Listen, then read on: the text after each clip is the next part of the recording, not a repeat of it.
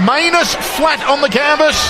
We are ready to rock and roll. Second round of action. There is a cut on Manus. Yeah. Jesus. Martial arts chat. My man B-Hop got dropped out the ring last night. I need a little judo baby. I need me a little judo baby, and let's do it, Ron. Let's give me I see you were telling me this. You've got a face for radio. I've got a face for radio. That's nice. Martial arts chat. Martial arts chat. Hello, my name's Chris Allen, and this is the Martial Arts Chat podcast. Today I'm being joined by one of the UK's top prospects at the moment in the amateur world. He's fighting again on Shogun 3, which is going on October 12th up in County Durham in the UK. It's Mr. Jafferson Mukisa. How you doing, my friend? I'm good, thanks. How are you doing? No, really good, mate. And I know you've just got back from training, so I appreciate you taking the time to sit down and have a chat. How was training today? It was good, yeah. I've got, I feel like my cardio is getting really good. I felt good today after, I felt I could go a few more rounds. So, yeah, I'm getting, because there's only a week left, so it's the last week of training camp. So, we're getting to the final stages. So, yeah, I feel ready, now. So, training is going good right now. No, really good, mate. What sort of things were you doing today without giving anything away, obviously? So, we were basically, so we were getting to the point where we've got everything with it. We know we're going to implement in this fight, so we were just trying to pull it all together and just trying to more simulate fighting situations and make the sparring more intense to try and see to simulate the opponent, show more resistance, and so to try so it's this one thing learning something, but then just drilling it without someone coming at you with pressure. So today we were trying to just work on those same things, but with someone coming with more resistance and in more a sparring scenarios. So that's what we were working on today. Yeah. Well, I know because obviously as amateur you do 3 3-minute rounds. Do you usually train 3 5-minute rounds just so you're ready for when you turn pro? Yeah. So we start training a lot more rounds. So it's just to get the cardio up as well, because it's who knows, you could go in the first round and the pace of the fight may require you to use a lot more of your energy. So it's if you've done more rounds, so you don't lose anything by doing more. So yeah, you just do it. Yeah. No, that's it. And I guess you're training with pros probably as well, aren't you? So sorry, say that again. I said you're training with pros as well, aren't you? Professional fighters as well. I go and spar with some, but I don't have any. I'm a gym, but I go out and spar with them at other gyms, and sometimes I go Northern Kings and spar with some K1 pros there, and then sometimes TFT and CM, sometimes I go there and spar with some of them there. So it's I still get to spar with some of the pros and see where I'm at. Yeah. Well, from the videos you put up online and things like that, the people you're training with in your own gym, if they're not pros, they definitely look like pros, some of the guys you're training with. You've got a few killers in that gym, have you? Yeah. We got some good amateurs, yeah. We got this, I think he's 6'2", he fights at 61 kg. Yeah, Connor. Yeah, he's, I swear, he's hit me. If you look at him and how it feels when he hits you, it's, so hard. So those guys are pretty good as well. Most of them are amateur, same as me. We're all coming up at the same time, so it's gonna be good, yeah. No, that's it. You're the new breed coming through, as we keep saying all the time. You know, you're this new breed of fighters coming through. Because I'm guessing. So I'll tell you what. Talking about that sort of thing, the new breed of fighters. Before your MMA career, for example, did you actually do any other sport at all, like boxing or Muay Thai, kickboxing, anything like that, or did you jump straight into MMA? Initially, I started with basketball. Okay. Because when I first moved up to Newcastle, I came for uni. So I played basketball for 2 years, but I'd always wanted to try and do MMA. And so when I joined, I joined the uni team, but that was really bad and it wasn't that good. So this guy I met there called Stefanos, he told me of this place called Team Phoenix, and then when we went there, it was perfect. So when I got there, a lot of the people there did kickboxing, so that somehow convinced me to do kickboxing. So I did 2 fights, but I really wanted to do MMA. I won both fights, but I really just wanted to do MMA. So then I just went full on MMA and just committed all into it now. So what made you make that move to MMA? What made you want to do that? Like, why didn't you do it before the kickboxing? Was it because the kickboxing was available at the time, or was it? Yeah. Because it was easy to get kickboxing fights, and then and my gym at the time was putting on a kickboxing show. Like they'd put on Muay Thai fights and K1 shows and K1 fights. So like it was like. Because I was trying to like get fighting experience, and it's like I was trying to take it anywhere I could. So, like I was just getting any opportunity. I'm trying to get any opportunity to fight because that's how I'm gonna get more experience. So, yeah. So I just did it at the time because it was able. Now I'm at the point where I can get MMA fights. So that's what I'm doing now. Yeah. That's it. So it's becoming a lot more available. Well, you say that, trying to find fights for you sometimes quite difficult, Jefferson. To be fair, people like say, "Yeah, I'll fight him." Then they seem to watch a couple of your videos, and they seem to pull out. You know, are you finding that even so early on in your career, you're being slightly avoided at the moment?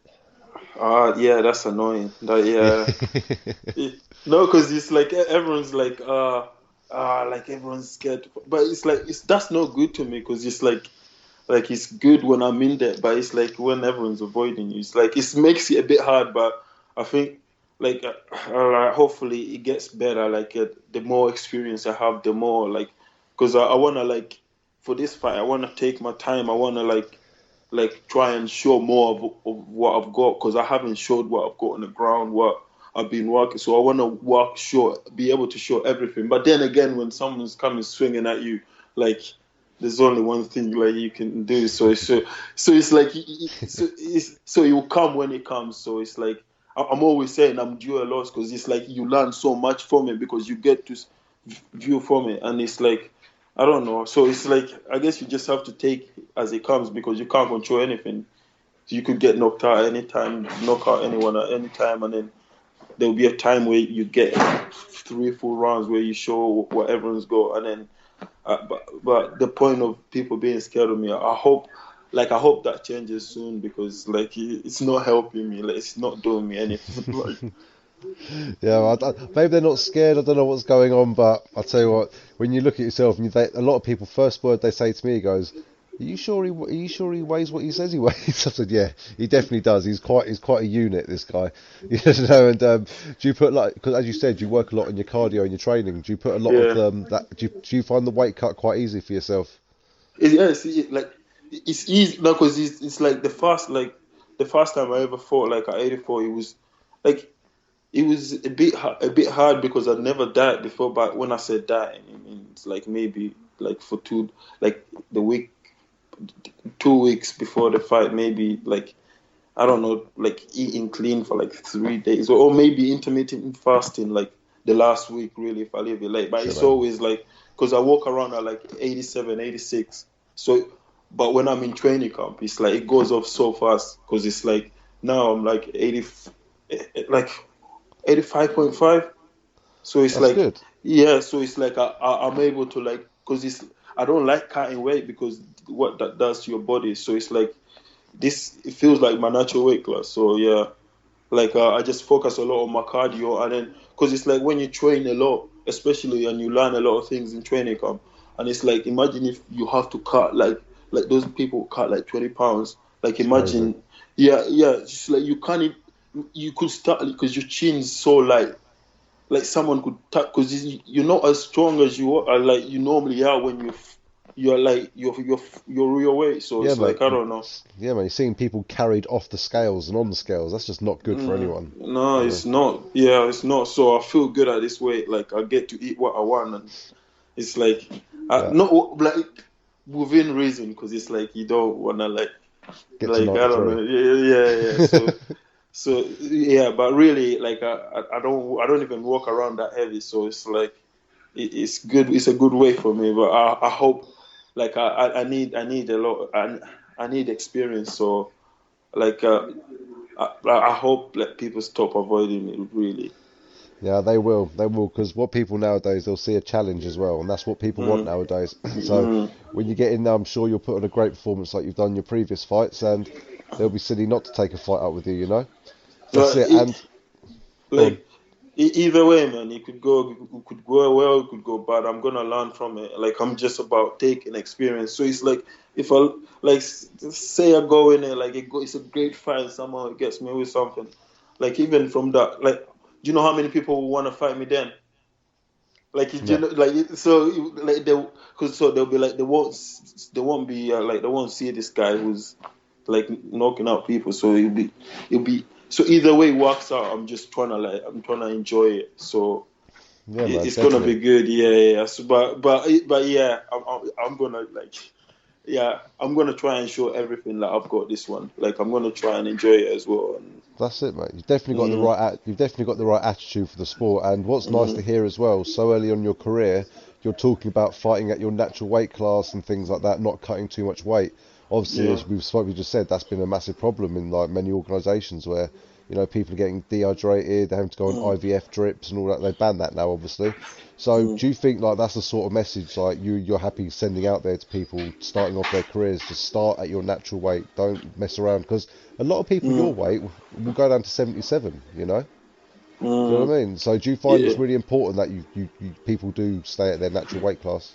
Yeah, I feel it's important because it's fair as well. Because it's like I've seen some middleweights like who should be like heavyweights, and you're like, and like it's like they look big, but it's like once they meet someone who can take some of their shots and they go into the second round, the third round, and then they start because when you drain yourself so much, it messes up your cardio as well, and so like they get hit, but it's not like they get knocked out, that they get hit so hard, but because they're so tired, and it's like it's not healthier for you as well. And then like you're saying you fight at 84, but really you're like 93 and something. So it's like it doesn't even make sense doing it. So like I'd rather like everyone just did it, because it's like it's healthier for you, and it's like you're fighting guys your own size, and it's I don't know.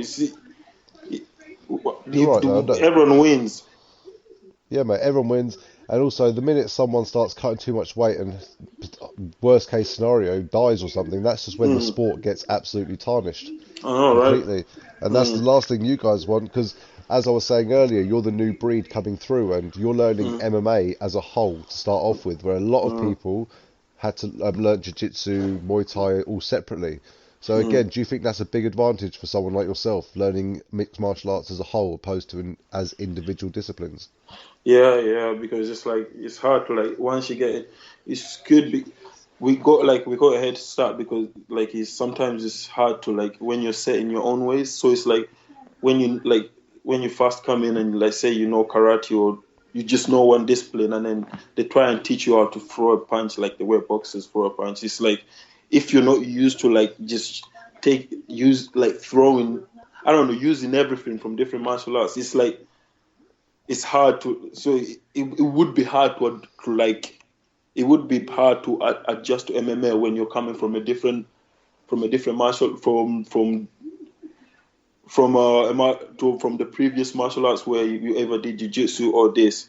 And so it's like it's easier because we get to learn everything from the start. Just like I don't know if I'm making sense, but no, I know what you mean. You basically learn it all. You learn how to put it all together as one to start off with, opposed to having to learn them individually. Then think, right, how can I adapt this style into MMA? And because, as you said, you could probably tap out a jiu-jitsu guy, for example, okay, without any in an MMA fight, but in a jiu-jitsu bout, it'll be completely different. So you're probably like a black belt in MMA jiu-jitsu, but a white belt in gi jiu-jitsu, if you know what I mean. Right, the difference between a lock, I punch you in the face, and while you're out, I get the lock in. You can't go for an armbar with two arms while getting punched in the face. It's because when you have to commit both arms to a leg or an arm, then you know it's different, like you said. Like imagine the guys who've had like 80k kickboxing fights, and then they go straight into MMA. The first question people always ask: are they gonna like do they have good takedown defense? Because you have to defend that, because you're not good, or you have to worry about that. But I like that, like I changed this when I had two fights, because it was still early in it. So now now it's like I don't have to worry about that because I'm working on everything, and so they take me down. Like I know how to like I've got takedown defense, but even if that doesn't work, I can handle myself on the ground. So like I'm not panicked. It's because the worst thing you can do when someone tries to take it or anything happens is panic, because like then you're not thinking, and then it's. But when you're comfortable with everything, because we're learning everything, like there's no situation in a fight where you're put in where you start panicking, because it's like you've been taught this stuff. So it's like you just take your time, breathe, and like think about what you're doing, and then just go from there. Because once you start panicking, and I don't know, like it helps. So that's my point there. So yeah, you start panicking, you start breathing heavy, and then you exhaust yourself out, don't you? And also, if you're on the bottom and you start panicking and getting into wrong positions, you're going to get caught, aren't you? Yeah. It's like that's happened to me as well. I learned the hard way as well. Like yeah. So I went sparring like with some pros at like a gym. Actually, it was TFT. Yeah, and like it was going alright standing up, and they got me on the ground and beat me up. So I learned the hard way. So it's like from that was like a few I don't know, like a year ago or a few months ago or something. But it's like you learn from it. And the guy was, I think he was like, 91 or something. He was cutting down to 84, and I was like 84. But so I learned advantage like this. No, but still, it's like a learning. It's a learn. It's like you sometimes, because fighters, when you're told something, because you got an ego, you could be like, no, I could do it this way. But when someone does it to you that way, you're like, okay. Like today we just grapple. Today we just do it. So it's like, yeah, sometimes it takes that, and then sometimes they're told something and then you learn. So it's like, I don't know, either way, it's just, you got to learn. That's it, mate. Learn from your mistakes. And also, you're an amateur's the best time to be learning as well. You know, you want to be fighting whoever you can, the best you can fight. And it's gonna be very interesting with your next fight, because as you said, you're always drilling and planning for your opponent, but you've had a couple of opponent changes. Yeah, so that makes it hard. Yeah, go on, tell me how that's been then, trying to adapt. It's like, so the best thing is, it's like when you're preparing for a fight, like because most of the thing you work on is like your game plan, because it's like if you go in there and you fight your plan, and no matter what your opponent does, you stick to your game plan, you're going to win regardless. Like whether you lose or not, you'll be happy at the end of the fight. So it's like because of like what you said about opponents jumping out and all. So it's like you look at the video and then you see what you take from it. You never take any much, but it's like if you like what's worked so far is like you focus on what you go, because it's like I don't know, you can't control everything, but if you can control what you do well and you just keep doing what you do well, no matter like. They're gonna punch you. You know how to block. You know everything. It's just just focus on what they tell you, and then do that as well. It's just there's a lot going on, and you just have to like stick to the game plan, but know when the game plan is not working, and then adjust. And it's like, I don't know, it takes learning as well. And it's like that's the one thing people ignore now. Fight IQ. It's like there's a lot of people that like I don't know that get caught in the same position, the same again and again, and then again they don't learn. But it's like once it's like. You get a few shots, and then it's like, I don't know, you learn a bad situation, you don't panic, you break, you don't do it again. Next time it's going to happen, you recognize that this is what happened last time, and then you just change from there. But it's almost like being a child, isn't it? You know, if you've done something wrong, your mum and dad are going to take away your toys. It's like fighting, you know. You know what's coming, don't you? So you're not going to do it again. You know what the outcome's going to be. So you're learning, and it's good, because you're right. You hit it on the nail on the head there. A lot of people do get caught in the same positions every time they fight, and you see it at a very high level as well still. And they never learn. Actually, at the high level, this is like actually can I tell you a fact about a pro right now? Yeah, man. Like, okay, you know Conor McGregor. You know that he's lost the same times in his career by choke. He's what? Sorry. Like he's lost the same way. All the losses he has in his career are the same way. Yeah. Like how does that happen 3 times? Choke. So it's like I don't know. You got. I don't know. Like I hope that doesn't happen to me. It could happen to me, but it's like. To be fair though, to give him a bit of credit, one was Nate Diaz and one was Khabib. To be fair, Still Joe. I'm Joe Duffy. Yeah, Joe Duffy. Joe, but I don't know. I hope that doesn't happen to me, man. Fuck. Imagine in a few years, and I talked about this, and then I'm like, the only losses I have are chokes. I'll be mad. No, you won't get choked out. Just if you get on the floor, just think what happened to Conor McGregor, and you're like, right, that's not happening to me. Yeah. Otherwise, you'd have to go. Otherwise, you'd have to go make some whiskey and make some money out of it. Yeah. You know, just like you did. We're not all that lucky. I'll tell you what, man. One thing I really want to talk about with you, I've still got you on, is I've watched obviously your fights, and your fight I really enjoyed out of the two of them was your debut fight, and I tell you what, that wasn't an easy ride, was it? He came to fight that guy, didn't he? I know, like he came swinging, and it's like he took it as well. I'm surprised. Yeah. Were you surprised he lasted so long, like with the shots you were landing? Yeah, because it's like in the first round, I was trying to like fill in more and just like I was moving back, but knowing that I have to win on the score as well. So I kept landing, and then in like in this was it in the first half when I landed that knee to the head, I shot it like that. I was flying that. It going, was almost like a flying knee. Yeah. Yeah. He took that, didn't he? To be fair. Yeah, he took it. So like in the first round, it's like because the last shot I landed was the jab to the body. So I was just settling down. I was just getting to the game plan and just because I tell like in the first when it starts, you fill him out, and then once it settles, you know how it goes, and then you just get to the game plan. You look for what you like. But because I landed, the last shot I landed was to the body, so I was going to. And then the second round, his coach was like, "Oh, you need to go forward. You need to go after him more." And it's like that worked to my advantage because it's like when he came forward, like I used my reach and just kept moving back. But when I was moving back, I was punching him as well, and then he got me to the cage, and then the knee helped so much because when I got him to the cage, I got him and then he bent over and then. But he took so many head kicks and he just kept in there. He was a tough guy. Those head kicks, even though he blocked a lot of those head kicks, you could still feel the impact go through the block. You know, I was like, oh, that was brutal. What I liked a lot though is after your head kicks, which is quite obviously your stand-up's very high level, even for an amateur. That I can say that just from watching. And what I love is after you throw your head kicks, you instantly throw that left or right jab out there as well. You throw a punch immediately. And because you're vulnerable then, because they're gonna shoot or do anything. Because it's like you can't like throw something and then go back. Oh, like because it's like you have to. Because I throw that, but I'm moving out of range as well. Because it's like you don't want to throw something and then just stay there. So it's like say you miss that head kick and then they duck down and get that leg. Sometimes people like get takedowns from that positions or anything like. So from a scrum or anything happens. So it's like you have to like I don't know, make sure like when you're living you're throwing something. So but yeah, because it's sorry, go on.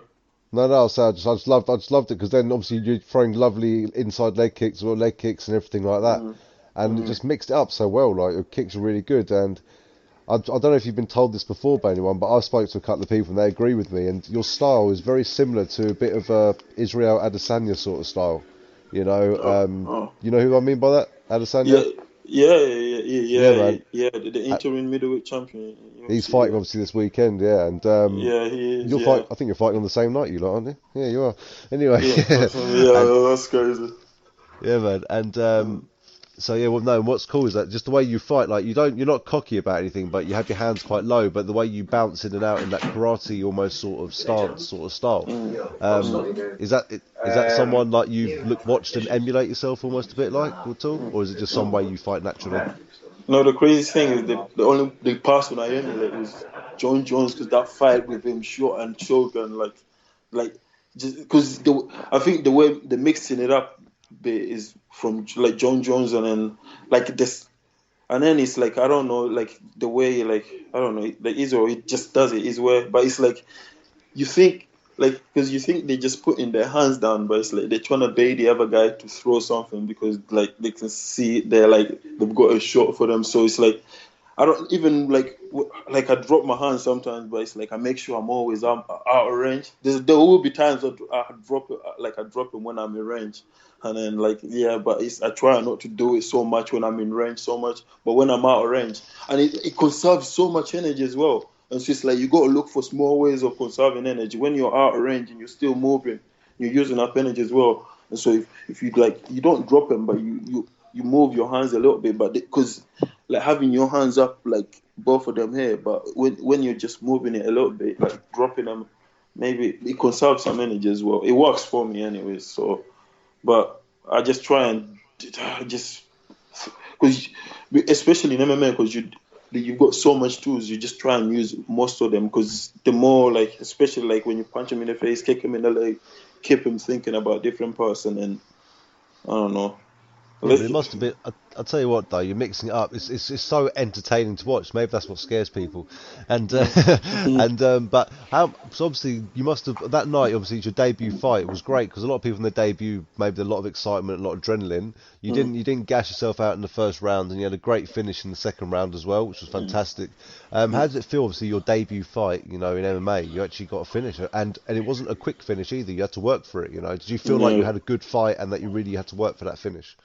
Yeah, because I like that fight because I got to show a little bit of what I'm made of. Because it's like he's like sometimes in the second fight you lose your cardio, and when the guy comes forward and some guys get knocked out. So it's like I still kept at it and got the finish in the end. But I hope the second fight goes like the first fight as well. Or I hope it goes like that as well, because then there's a lot more back and forth. There wasn't a lot of back and forth in that. There was some back and forth but he missed some, and he got me with a few shots, but not as much. But anyways, I hope that it's a lot more back and forth, because then I don't know, everyone wins, I guess. Yeah, we both get a good fight and we get to enjoy ourselves. Yeah, mate. You put another great show as well, and I know your next opponent. He has got half decent ground game, but he's also got a good background in boxing as well. If I don't know if you knew about that, so that's someone who definitely like to stand with you. Yeah. I heard he likes to stand and bounce. I don't know, because I've seen a bit of his fight, but I don't know. I can't take anything from that because that wasn't that far. So I'll just see. I'll see what he gives me in the first round, try and stay conservative, but stay safe. And then once it's open, I've read everything, and then we'll go from there. But I didn't know he had a good ground. He's good on the ground. So I don't know about the ground. I've heard he's got half decent ground game myself, but I said I'm not going to give anything too much away for either of you. Obviously, I don't want to feel like I'm being biased towards one of you. But what I've been told anyway is that obviously he works a lot in his ground game. He does work a lot in his ground game, but generally his background is in boxing. Either way, I've just seen the picture, and in the video, it looks like he could scrap. So it should be a good one. Yeah, mate, it's going to be exciting. I really can't wait to see it happen, mate. It's going to be good fun to watch. And it was a nice fairy tale ending to your MMA debut. Then you went on and won again. You won your second fight at Shogun. So obviously, as you know now, Shogun's getting a lot bigger. Is becoming a lot bigger now as well. Flying a lot of people in from all around Europe. And So how does it feel to be part of a growing show which seems to be selling out already? Sort of thing. You're happy to be competing on the show still? Yeah, I'm happy they're giving me fights, and it's good. They're giving me what I need, and these the people who set it up are Aiden and Jeff, the good people. So when they talk to you nice, and so I like it. So it's good being a part of it. Yeah, they're great people, and they put in a good show, and it's a good event. So it's getting bigger. So yeah, it's good. Yeah. No, mate, and I said I've been chatting to them myself as well, and very dedicated guys. They've got an extensive history themselves in martial arts background, and mate, very, very pleasant people to deal with. And I said, and it's great to have you on the show. It's going to be a fantastic evening of fights, and I'm just glad we got you a fight in the end. Me too. And a good one. Yeah. I was happy, because it was I think 2 weeks before, coach kept asking me, every weekend, because how have you guys found a fight yet? Because me and Paul work on that, and then coach just work on the gym stuff. So He was like, so have you guys found the fight yet? It was like, not yet, but they're working on it. Not yet, but they're working on it. And then, like, he got to the last 2 weeks, and I was like, shit. And then, when you came through, I was like, nice. I was excited. Like, I was like, finally, training composed. And for no reason, I was like, yeah. And so, I can't wait. Fingers crossed. We literally got 10 days now. So fingers crossed, no injuries, no problems, and mate, it's gonna be a fantastic evening, mate. Look forward to it. Yeah. So what's your long term plan then? You're gonna how many AMI fights you really want to be realistically looking at before potentially turning pro? I wanna get. Or is it sort of when you feel like it, when you know you're ready?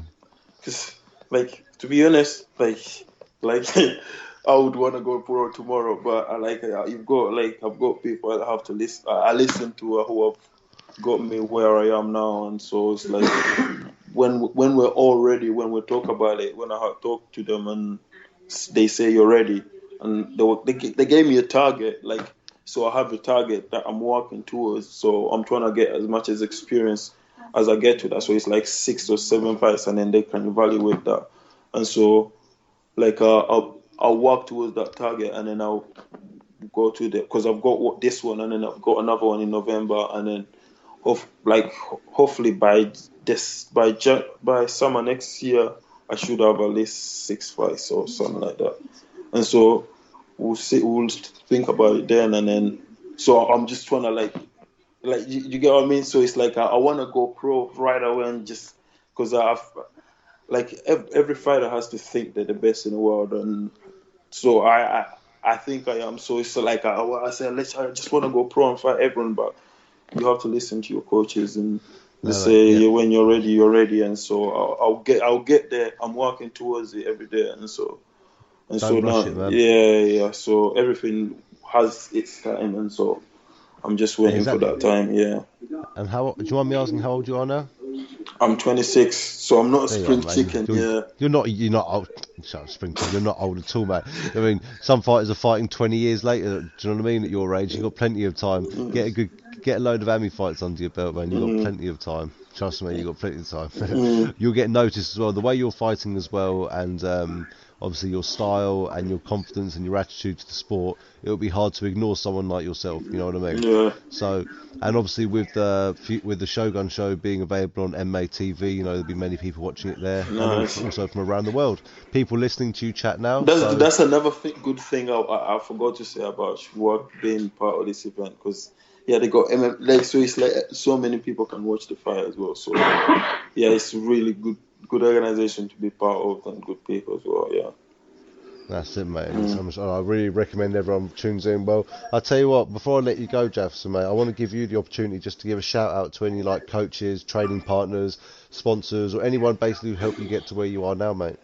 So it's just my coach, Mark Tinsdale, and my other coach, Paul. You've spoken to Paul, like he's my coach as well, but he helps me find my fights, and just everyone at Team Phoenix corner, and Dean, my mate we train with. So just they all make me better, and so it's like a sanctuary.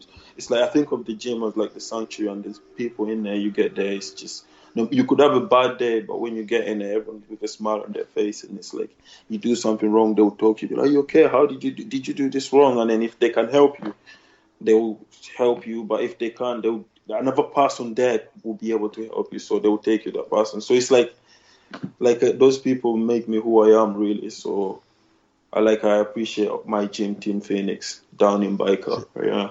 That's it, man. It's like a second family, really, isn't it? Yeah, it is. Yeah, really, yeah.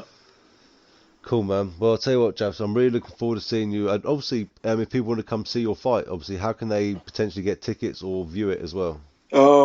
They can view it on MMA TV, as you said, yeah. And then they can Shogun MMA. Like there's Shogun MMA. If you go to Shogun MMA on Facebook, there's links to where you can buy tickets, and or you can buy tickets on the doors, I think, as well. You should be able to buy some tickets on the doors. It's Spennymoor Leisure Centre. Yeah, not this Saturday, but the one coming So it should be a good fight. It is gonna be, actually, it's gonna be a good fight. I'll make sure it is a good fight. So everyone show up and you won't be disappointed. Yeah, it's the way the new year. We're just gonna put on a good show, and there'll be the more people to come after, because the people there will see how good it is, and then they'll talk to more people, and then we're gonna get. Yeah, we'll get there. But yeah, for this one, it's gonna be like good bits. It will be a good show. So just turn up, don't miss it. No, that's it, and we'll definitely be getting you on more shows as well, Jefferson. 100%. I appreciate that. Yeah, man, 100%. And one more thing I want to say is did I see that you may have another fight also planned for the year as well? Yeah. I have one in November, the 23rd of November. I think it's a Sunday. Like at the point, it's on the show called Rise and Conquer. It's a show like TF. Andrew Fisher owns it. Yeah. So that's on the 23rd November. Yeah. I'm fighting some guy from TFT actually as well. Yeah, so that should be interesting. Yeah. But I've got to focus on this one first, and then after, like, I'll focus on that. But that's happening as well. So I should have tickets for that one I should have tickets for that one after this fight, like a few weeks after this fight. I'll put it on my Facebook. Jaffa Mukisa. Yeah, but that's pretty much it. Yeah, that's it, man. Look forward to it. Gonna get lots of entertaining fights out of you this year. Yeah, and obviously then look forward to seeing you again in the new year. So everyone, make sure you check it out, October 12th. Yeah, Shogun fighting. Make sure you check out Mukisa. He'll be on the. I think obviously you're on the amateur card, but it's not going to be one to miss. It's going to be fireworks. The fight, his fighting lights come and bang. It will be. I can't wait. It will be. It will be. It will be. You don't want to miss it. Yeah. Fight of the night, all written all over this one. Yeah. Yeah. Definitely. Yeah. That's it, man. Well, I just want to say thank you very much for taking the time out of your day, especially after a hard training session, and look forward to seeing you fight, mate. No, thank you for having me, man. Cheers. Cool. Appreciate it, mate. All right. Hope we do this again, man. Bye. Hello, my name's Chris Allen, and this is the Martial Arts Chat podcast. We're continuing our show for Shogun MMA, which is coming up on October the 12th, and I'm being joined by the man who's headlining the card. He's the biggest name we've got on our card. It's Mr. Andreas Gustaffson. How you doing, mate? Hello, I'm fine, thank you. That's it. And a lot of people are hearing your surname, obviously, Mr. Gustaffson from Sweden. Any relation to Alexander? No, not really. I know who he is, of course, but I have never met him. But many of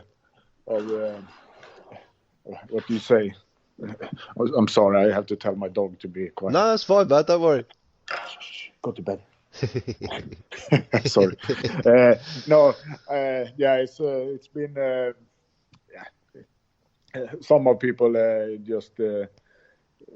On Instagram they tag wrong people. They tag Alexander Gustaffson when they are trying to tag me. Yeah. So it's a common. That's it. Is it quite a common name? Quite a common name in Sweden, Gustaffson. Yeah, it is. Gustaffson is probably the most common name, I think. Oh, okay. Like Smith in England, or Jones, things like that. Yeah, exactly. Fair enough, man. No, it's interesting to hear, mate. So how does it feel then? You're from Sweden. You've obviously got the surname which people know. Do you feel like you've got some shoes to be filling here? Some big shoes to be filling up? Well, I don't really. Well, I don't know how to put this, but. I'm not sure what you mean. Oh, okay, no, that's all right. No, so obviously the biggest name ever to come out of Sweden was probably obviously Alexander Gustaffson. So now we've got yourself, Mr. Andreas Gustaffson. Do you feel like you've got a hard path to you got to try and follow in his footsteps? Yes, of course. It's a very big footstep to walk in, but I'm trying to create my own name. I'm going for the Bodnar, the Swedish Bodnar. It's I'm trying to build a career from that name, not from Andreas Gustaffson, just from the Bodnar. Yeah, that's fair enough. And I think it's working. Definitely. As I said, we're offering fights for you, and a lot of people seem to be, they know who you are already. You know, they're like, Yeah. oh, where's it? It's not Gustaffson. It's not Andreas Gustaffson, is it? It's like, yeah, it is. It's like, oh, no. Oh, okay. So you're definitely, what's it? You're making an impression on a lot of people out there at the moment, and and I said, after only 4 pro fights, you're a very well known name in Europe. Did you know that? Yeah, I've heard it.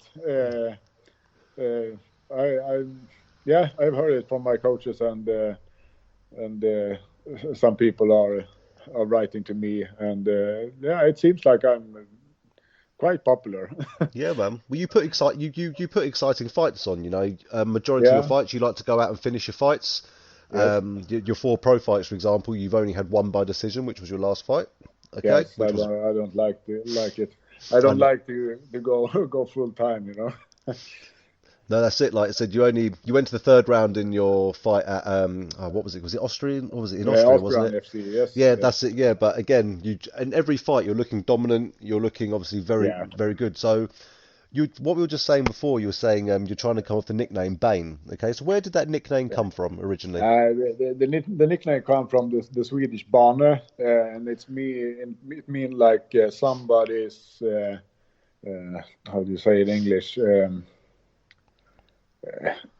Somebody's being destroyed in. I don't know. I know what you mean. No, that makes sense. But, that makes sense. Yeah. Yeah. Sorry, I don't know the English word. Nah, that's fine. I think we get the idea. Definitely, you're right. Basically, it's just sort of like a powerful destroyer. You're the yeah, exactly. Many have thought it be the Bane, you know, from Batman. That's what I was thinking. I thought you were going to come out in your first fight with the mask on and everything. Yeah. We had plans like that when Jörgen, my coach, come up with the name, but I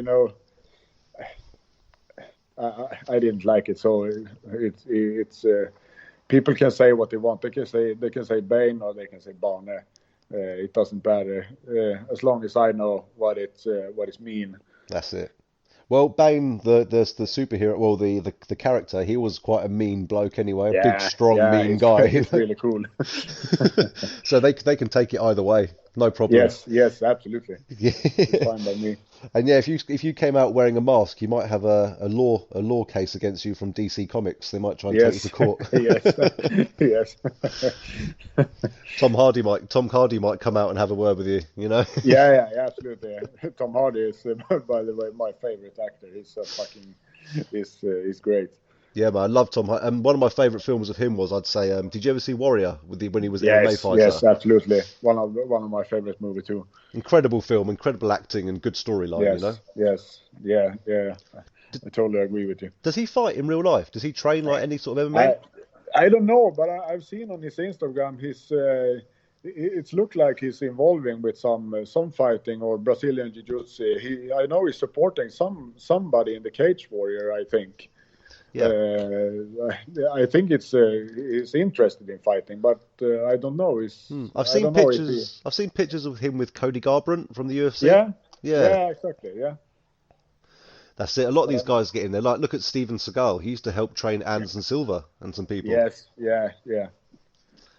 Yeah, man. I don't know what happened to Steven Seagal. I think he had a few too many pies. Yes. But he will still kick my ass, though, man. Yeah, he's a legend. The guy created his own martial art, for God's sake, you know. Exactly.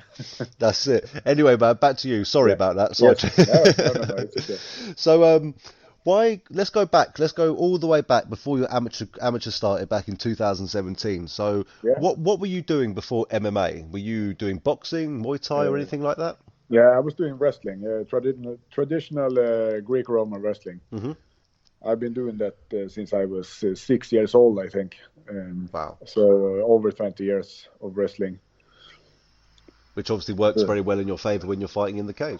Yeah, absolutely. That's my strongest ability, just the wrestling and the pressure. Yeah.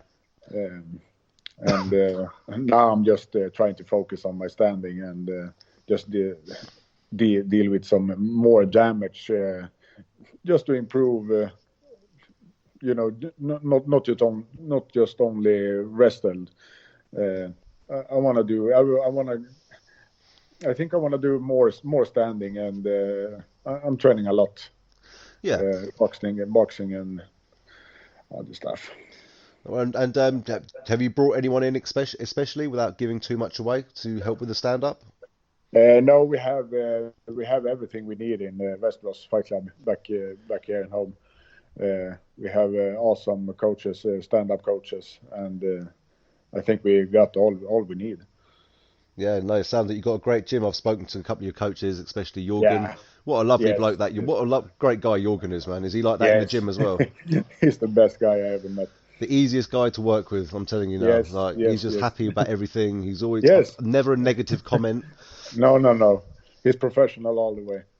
But that's one thing, I don't want to stereotype you guys, but because at my job, my day job, where I deal with a lot of people from Sweden, I've noticed that's quite common with you guys from Scandinavia. Yeah.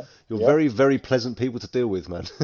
Yeah, I mean, we try to stay pleasant and humble and show that we are great sportsmen.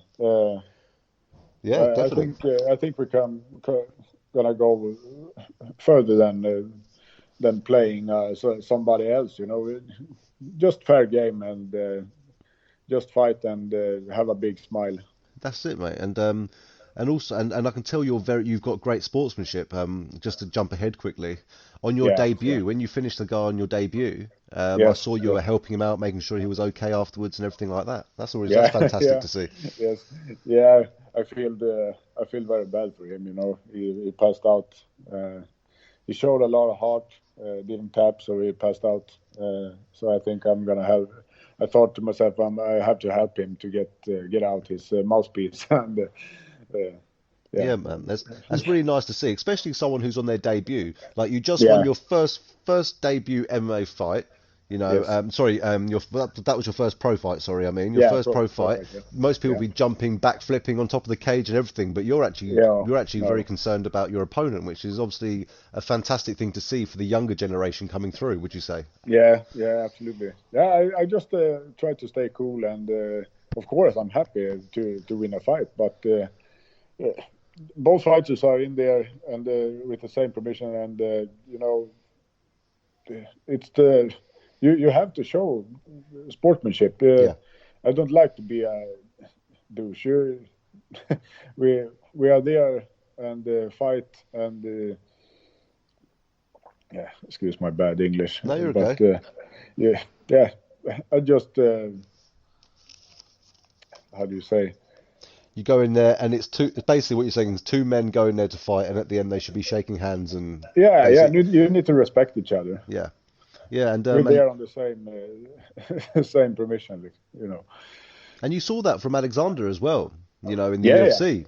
He was getting a lot of grief left, right, and centre. But when did he ever smack talk anyone? Ever? No, never. No. That's it. And he still managed to get the big fight. So it shows you don't have to talk crap to get the big fights. No. Exactly. No, that's it. And so going back to your background then, when you were wrestling, so what did you do any Greco-Roman any competitions or anything like that? Yes, absolutely. I think I've done over 300 to 400 matches in wrestling. Bloody! I feel sorry for your opponent who's listening to this now. So it's very, very, very much a competition. In one competition you can go 5 to 6 to 8 matches on one day. So it's getting a lot of matches quickly. It's like a training camp when you're out on a wrestling competition. It's just one long training session basically with them, and at the end of each training session you have a match sort of thing. Yeah, exactly. It's crazy, man. Well, obviously I remember back in your amateur career, obviously you did the IMMAF, didn't you? And you were fighting three times in 3 days. Yes. Which you won all of, by the way. I just want to let everyone know that. And 2 of the fights you actually went to decision, so it's not as if you had quick fights. You had to, you know what I mean? Honestly, no. How many? When's it? You fought more than that. You fought 5 times in 6 days.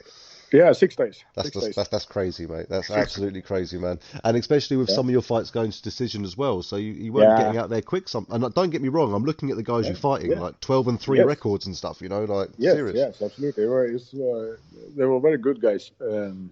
Hard fights, and it was a great. It's a great tournament, but at the day 6 you get tired. Yeah, I bet, mate. You have to cut weight every day, and it was fun, but not so fun. No, you don't eat. You don't eat for a week, do you? Or 2 weeks? No, you don't eat. You just fight and drink some water and just that's it. Yeah, exactly. No, man, and what's great, obviously, it's the fact that the guys, I recommend people go on to Andreas's record and just have a look at some of the records these guys he's fighting at amateur career. There's no padding here at all. You know, you've definitely had a very experienced amateur career. And do you actually feel that's important that you fought tough fights in amateur before going to pro? Yes, absolutely. It's very important to have a pretty long amateur career. You have to prepare. You have to do many fights before you go into pro. Yes, it. I think that's very good to do. Not stress into pro. No, but to tell everyone out there as well, 11 fights in 18 months this man had at amateur. So if you want to be as good as this guy, you got to keep active. Yeah. Yeah, absolutely. So what's your secret then? What's your secret to being able to keep active so much? You know, what do you do which keeps you healthy all the time and always able to fight? Yeah, well, without giving too much away. To be honest, I'm not healthy every time. I have dragged with some serious injuries, but before the world champion, I got some infection in my spine, so I couldn't train for the whole summer. I just laid on the hospital. Oh, God. So I trained for 1.5 months. Then I traveled to the world champion. So I came there and was not so prepared. So I'm happy it went so well. Yeah. But I have always been a physical man. I love training. I love to train. I train all the time. Yeah. Even when I'm a little bit sick, I do something. Stretching. I try to do something every day. Yeah. Not just lay on the couch when I have a fever. I can stretch. I can do exercise that don't will affect my heart when I'm sick. You can always do something, and I'm outside a lot. I have a dog. I work outside in the forest, so fresh air all the time, every day. It's very fresh air where you are, because I know your winter's kicking in now. Yes, absolutely. I love the winter. Every winter. I'm not into go bathing in the summer. I bath more in the winter outside. More winter baths. Oh, fair enough. Yeah, but again, that's where you live. Obviously, in Sweden, it's similar to the UK weather. It is cold quite a lot, but I heard from my Swedish customers today that winter has definitely started to set in Sweden now. Yeah, absolutely. Yeah, especially up in the north. Whereabouts in Sweden are you? Sorry. Whereabouts in Sweden do you live in the country? I live in in the middle. In the middle, yeah. About 15 miles from Stockholm. So 15 miles north from Stockholm. So it's not so high up in the country. No, so you're bang in the middle then. So not a medium sort of weather. Yeah, about 20 to 25 minus on the winter. Bloody hell, man! It's not so cold. Yeah. A lot of people out there who listen to this will be thinking, "How do you live like that?" It's minus 20. Yeah. Some people don't go below 25 plus. Yeah. You know, It's like you have to take the thicker jacket when you go out. well, how do you find them when you have you ever travelled to any like warmer countries or anything to compete before? No, the first country I went to that was warm. It was the World Championship Okay. in Bahrain. Oh wow, that's a very big difference, isn't it? How Yeah. did you find adapting to that sort of heat? It's really hot. So it was kind of easy to cut weight, you know. Yeah, you true. were sweating all the time. True, that's one thing you won't get walking in the snow all day, is sweating a No, lot. But it's good for recovery. You don't need any of those cryogenic chambers, really, do you? Just go stand exactly, outside. exactly. Just step out, then you're recovered. Quality, mate. Yes. So going back to your so before your MMA, so when you're doing all your wrestling competitions and things like that, what is it that made you decide that you wanted to do mixed martial arts? Well,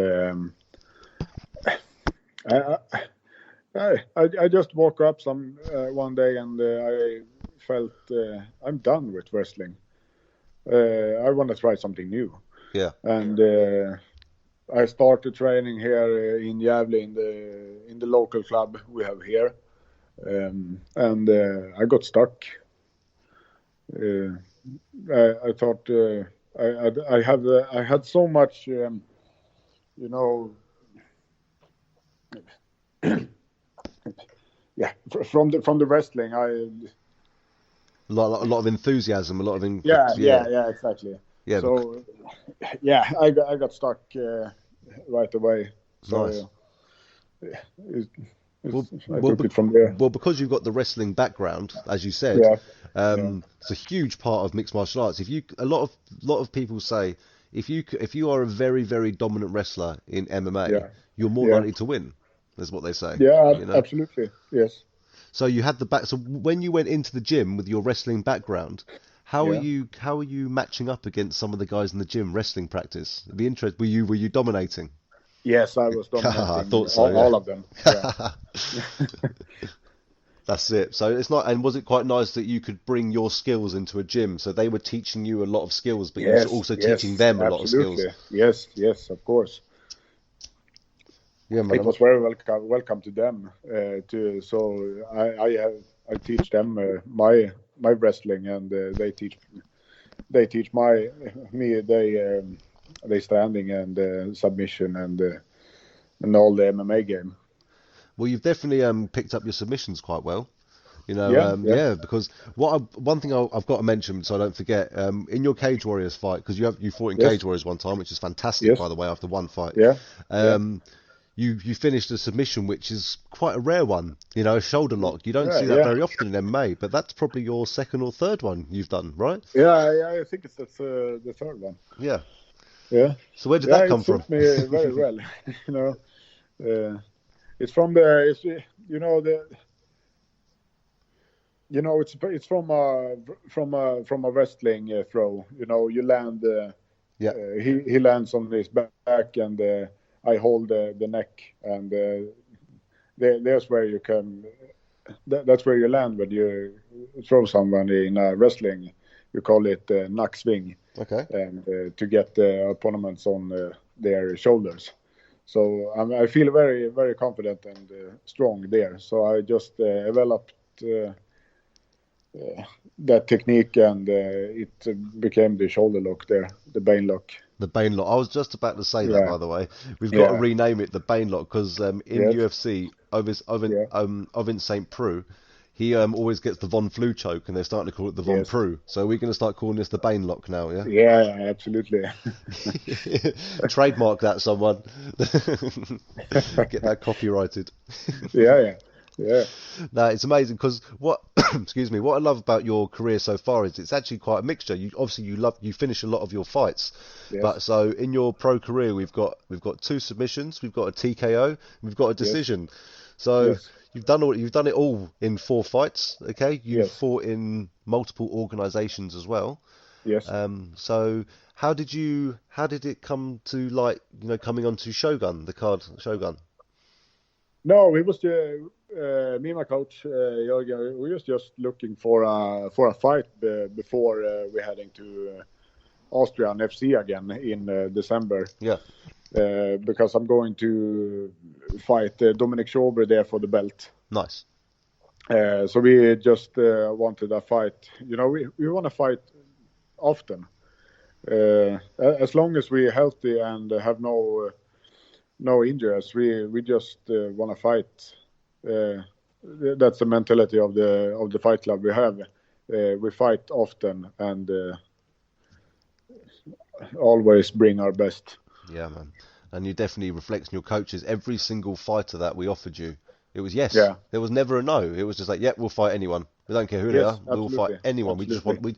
We want a tough fight, not an easy fight. You know, we want tough fights. Oh, yes. It's nice to hear that, you know, because I'm not going to stereotype fighters, but there are some out there who, when they say, like you said, I want you to have a fight, you know, before my next one, they just want an easy fight, you know. Yeah. But that's exactly. that's the last thing you wanted, yeah.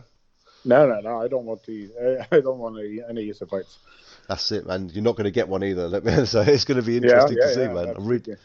The other guy you're fighting has got a lot of experience and a lot of fights. So it's going to be a really good test for yourself against someone with a lot of just experience, I guess, in the cage. Yeah, absolutely. I'm really looking forward to it. It's going to be because he's coming there, and you know, he's probably going to have a more calmer sense in the cage than I have, because he's been in there so many times. Yeah. So I think it's going to be great. And how does it feel like going in there now? You're fighting for your first professional title as well, world title. Yeah, it's super. I love it. I'm looking forward so much. So I'm just feel happy.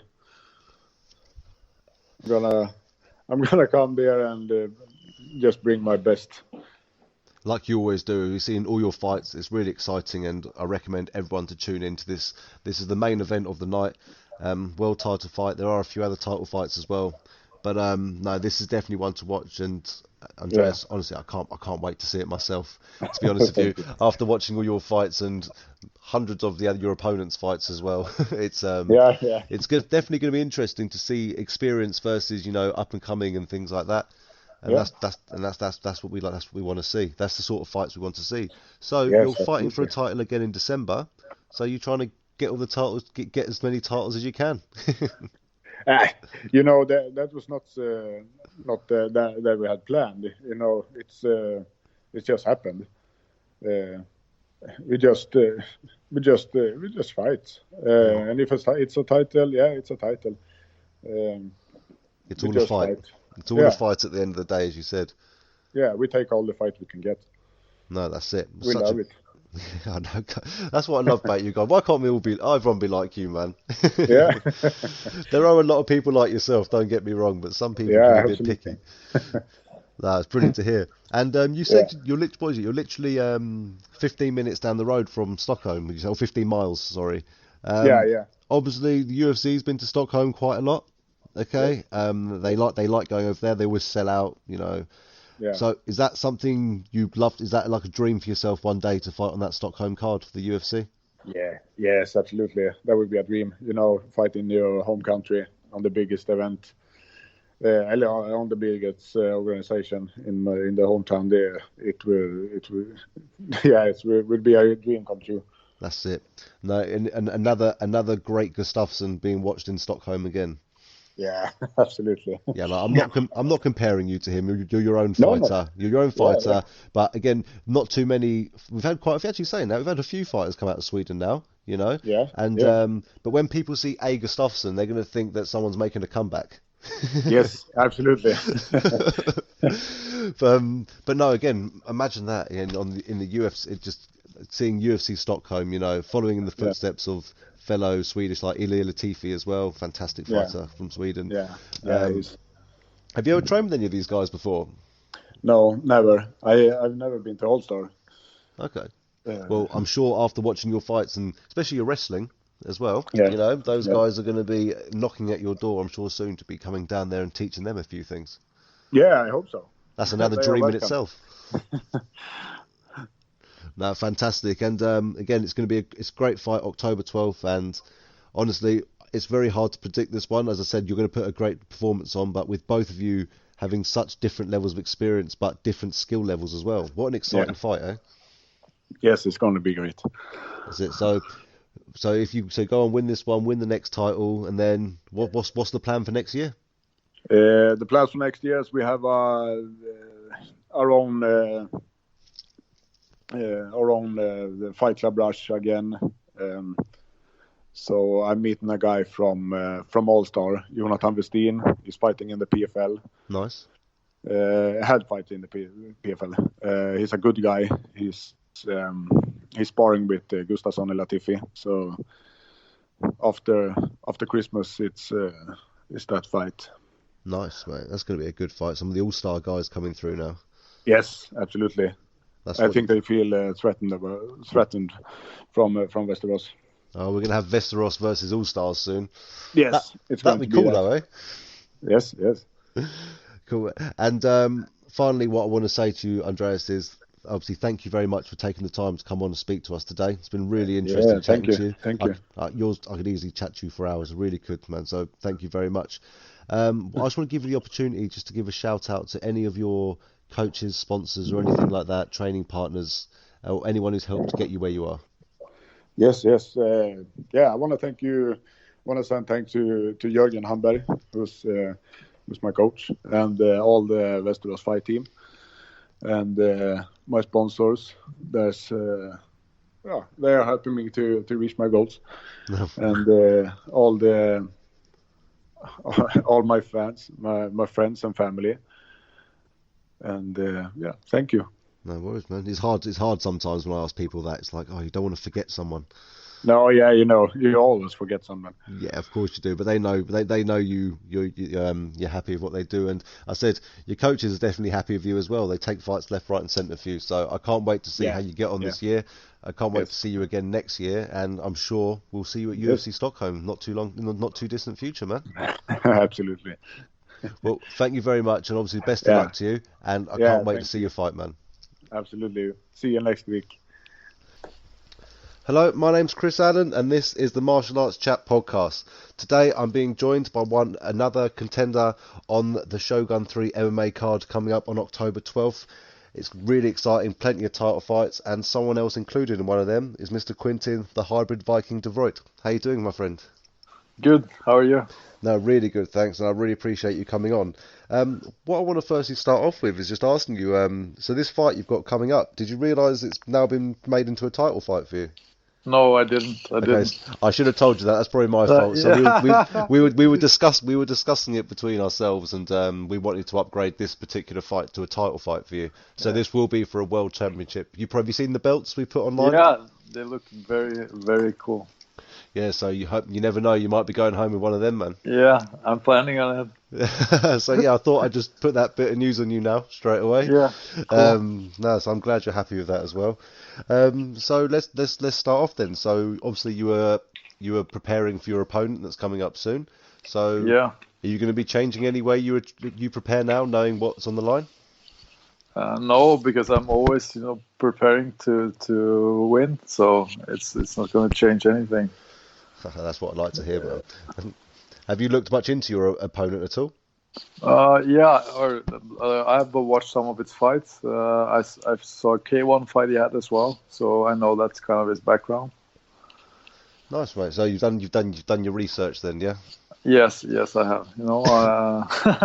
I always do. I don't do too much research, but I watch some of the footage, and see with my coaches and see if we can find some weaknesses and some things to watch out for, of course.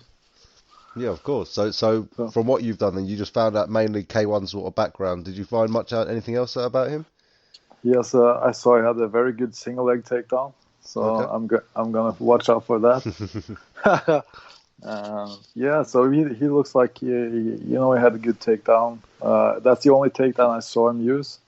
So, but he probably has more. So I think he's well rounded with the edge on the feet. So I think that's what he's going for, is to keep the fight standing, even though he has good takedowns.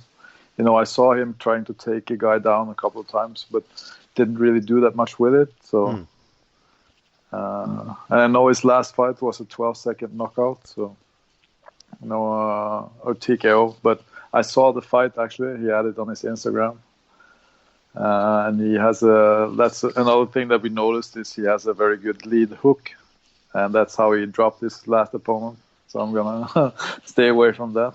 Well, what's nice to see is that where MMA is obviously the fastest growing sport especially in the UK and definitely in Europe and Scandinavia as well. Yeah, yes. It's getting absolutely massive at the moment, and we've got a gentleman, your opponent Paul Bodnar, coming all the way from Portugal. We've got you coming from Norway. It's like we're almost getting you guys to meet in the middle. Yeah, it's almost like that. That's cool, to be a part of it, and especially with the show. It looks like they're, investing a lot in MMA, not just for the UK scene, but Scandinavia and, like you said, Europe. They want to have fighters from all over Europe on their show. That's cool. No, that's it, and we're really glad to have you all, So how does it feel, you fought on Fusion, you fought in a couple of different organisations. Obviously, this card you're fighting on now, there's been a lot of investment into this card. There's been a lot of, not saying the other cards don't invest, but I'm saying, and a lot of people being flown in from all across the world. As a fighter to you, how does that feel being able to be part of that sort of organisation where multiple people, as well as yourself, are flying in? I'm happy about it. I feel grateful, that they want to have me on their show. I tell all the promoters that every time, win or lose. I'm very grateful that they want to invest in people, especially Scandinavia. Yeah, man. And in Norway, where it's illegal, we're not allowed to have MMA fights here. So, we're very dependent on people wanting to have us on their shows. Yeah, man. That's actually something else. Yeah, man. Sorry, carry on. Yeah, so that's I'm very happy about it, and I'm excited to be a part of it, and it seems like they're investing a lot of money to make this a great show, and I'm excited to be a part of it. No, definitely. I really appreciate you coming on, and you got a good record in your pro career. You had a few amateur fights as well. So you're a very experienced guy from Norway, which I was going to say actually. You beat me to that one. Obviously, it's illegal in Norway at the moment. I think only boxing became legal recently, didn't it, in Norway? Yes. So now it's legal to have pro fights in boxing and kickboxing. Mm-hmm. And they're working on Muay Thai and MMA at the moment. But I think the problem with the MMA is it's not that well organized, There are a lot of clubs everywhere, and they want to have a commission, and they want to have an association which all the clubs are a member of. Yeah. So I think as soon as things get more organized, that it will be allowed to have fights here in Norway, at least at the amateur level, I don't think they wanted to have the 5-minute rounds, so that's going to be a problem for pro fights. But you can go all the way back to the early 90s when UFC first started up. It was banned in 49 states, and look how well they did still, and I know.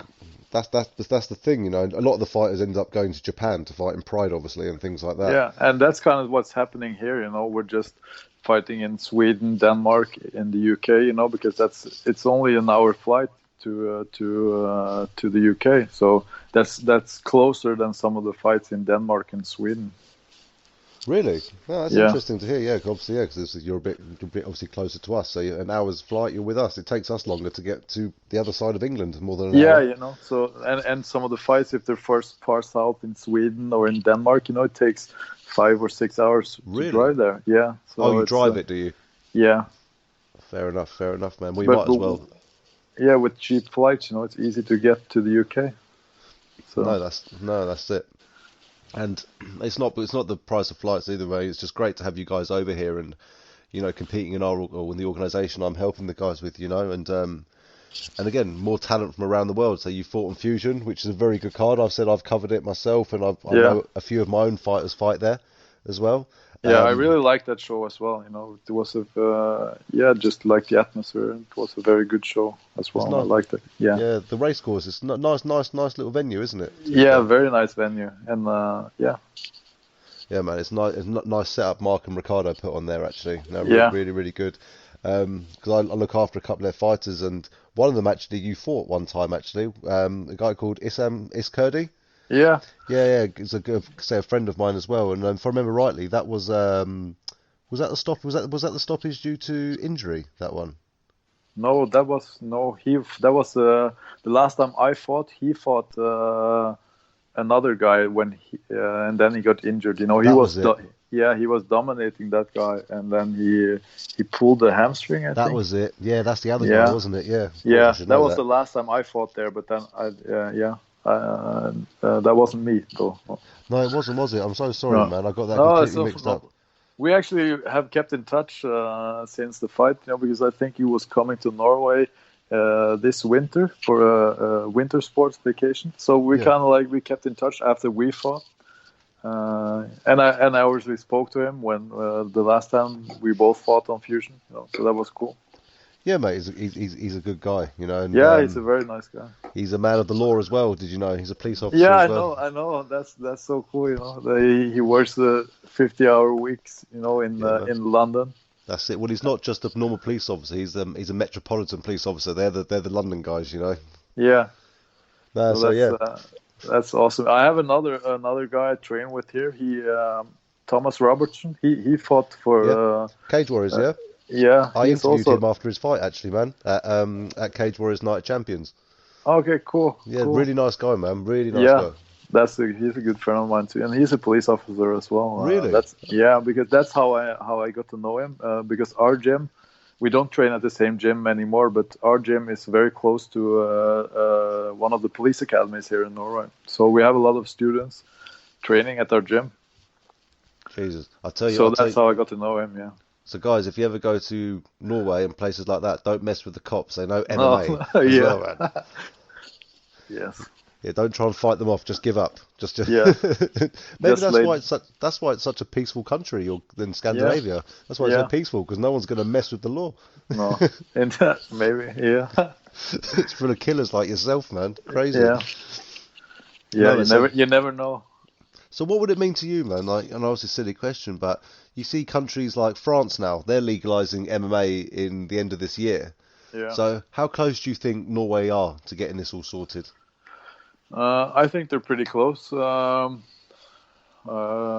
we have gotten some information about it, and it's all about the. Oh, fuck!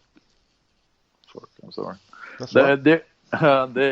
They want to, the government is very strict here. About everything, so I think they just want us to have a rule set that keeps fighter safety, as the number one priority, and they want to have it organized so that there is a commission who oversees everything. Yeah. I think that's kind of like the way I understood it is the thing that they're.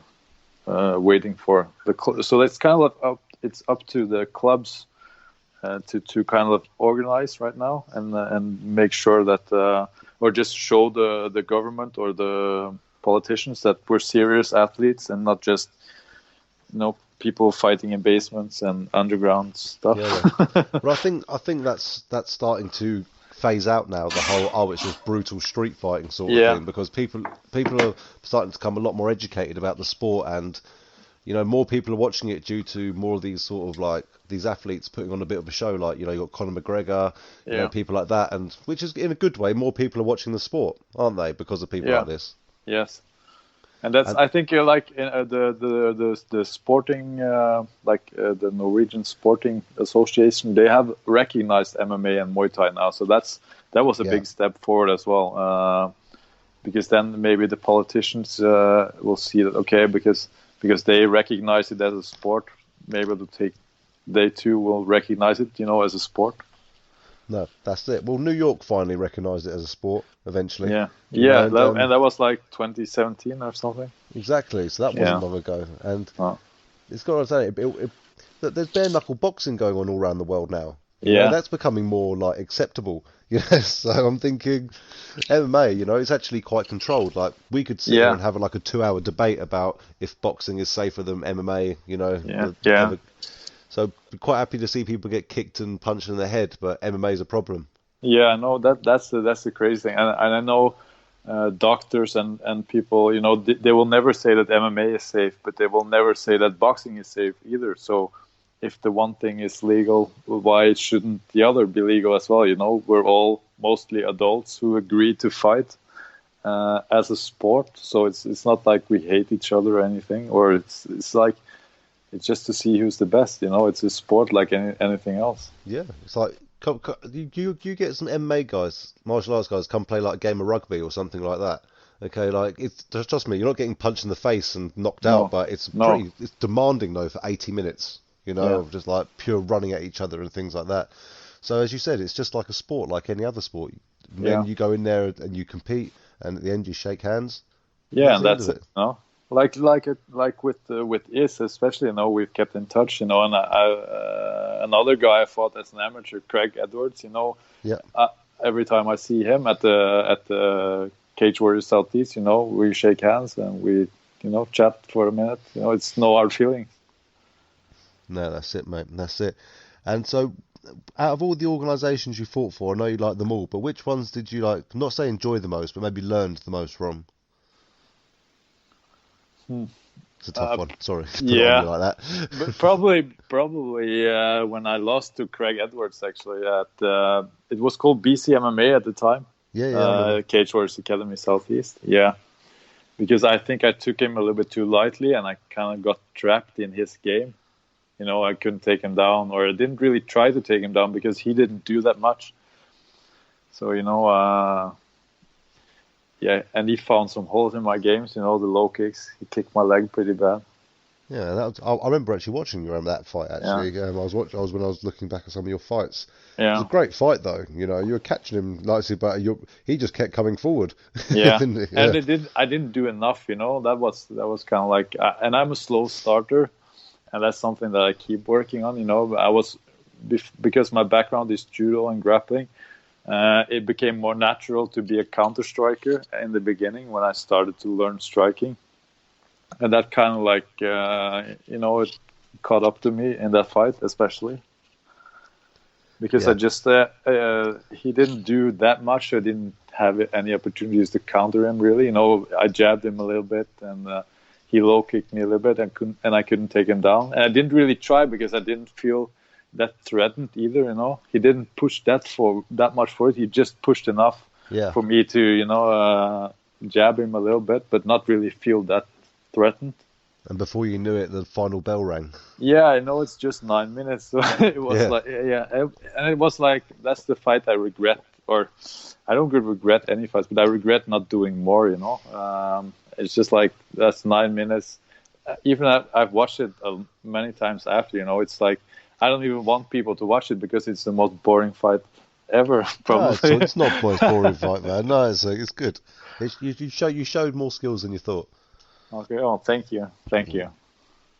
So, but that's like, that was the loss that, or the fight that I learned the most from, you know, because I learned that, you know, I can't just wait for things to happen. I have to create opportunities myself. Yeah, man. So after that fight, 9 months later, you decided to turn pro. Okay. Yeah. So firstly, why the break? Why the little break? You know, I had some stuff to work on, obviously, and it wasn't. I always wanted. That was my goal when I started competing MMA. You know, I wanted to go pro, and it kind of like just happened. You know, I wasn't planning on going pro that fight, but it just happened, or I got the opportunity, and I just, why not?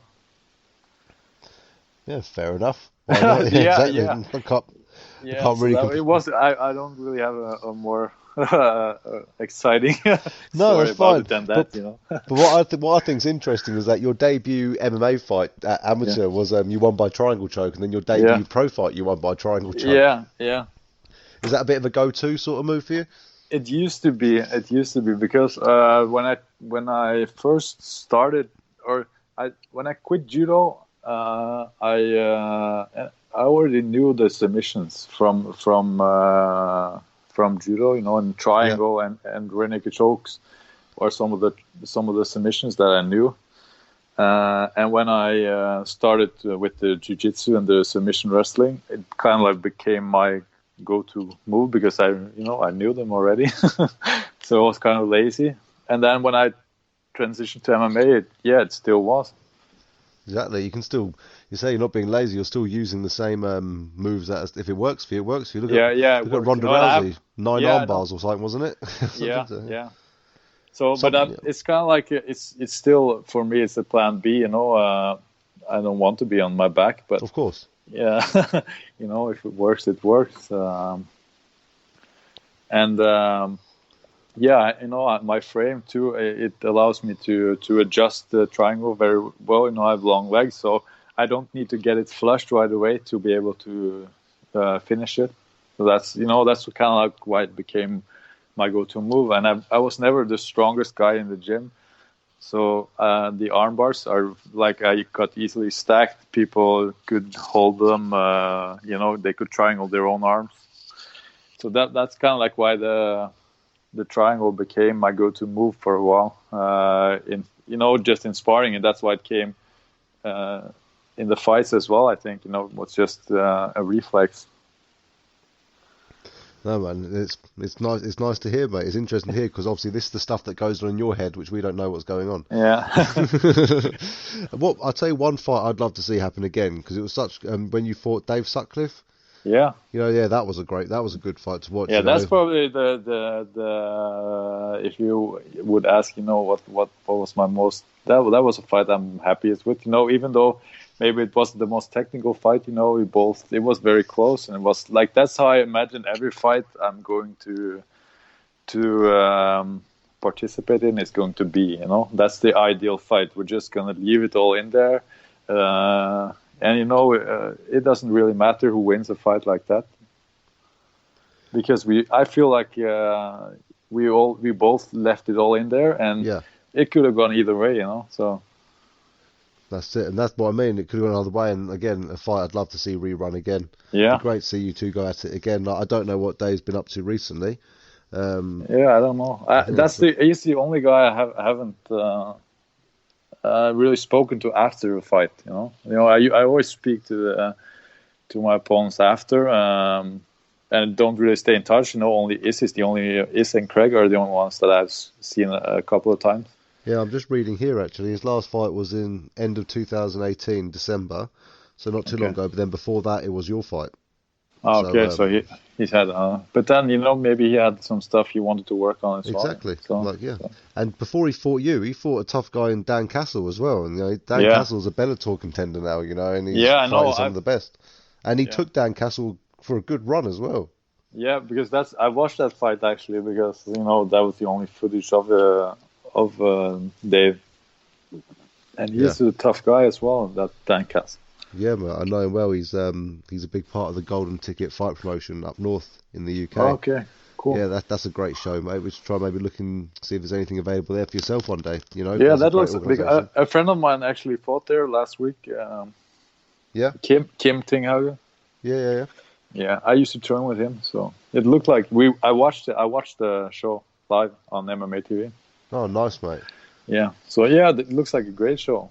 I would love to be a part of that. Yeah, him and Tim Wilde do it, and Tim Wilde, obviously another Bellator contender.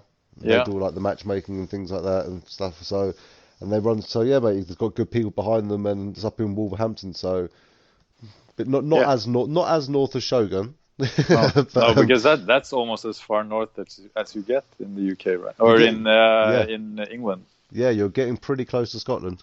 Yeah. So. But yeah, man, it's still a lovely area. When you get there, mate, it's such a nice place, though. County Durham, mate. Lovely little place to go to. So you're going to enjoy your stay there. So have a nice fight, have a bit of a break as well. And no, mate, it's going to be a great evening. I'm looking forward to it. Yeah. Oh, mate, it's going to be great. And now knowing you've got a title fight for it as well, how more pumped are you feeling now for it? I'm a little bit more pumped, obviously, but I'm still, I'm going to do what I have to do. Or what I'm planning on doing. That's win. it, of course. I'm not going to ask you what your game plan is. That'd be a stupid thing to ask you. Okay, but no, it's going to be really interesting going in there because we know what his style's like and things like that. Your opponent, he's got a kickboxing background. We know you're a very good counter puncher, but he also likes the takedown. So this fight really could go anywhere. So it must be tough to prepare for. Yeah, it's going to be exciting, I think. Can't wait. I'll tell you what, one thing, before I let you go anywhere, what I want to ask you is, which you've probably been asked a million times, where did the nickname come from?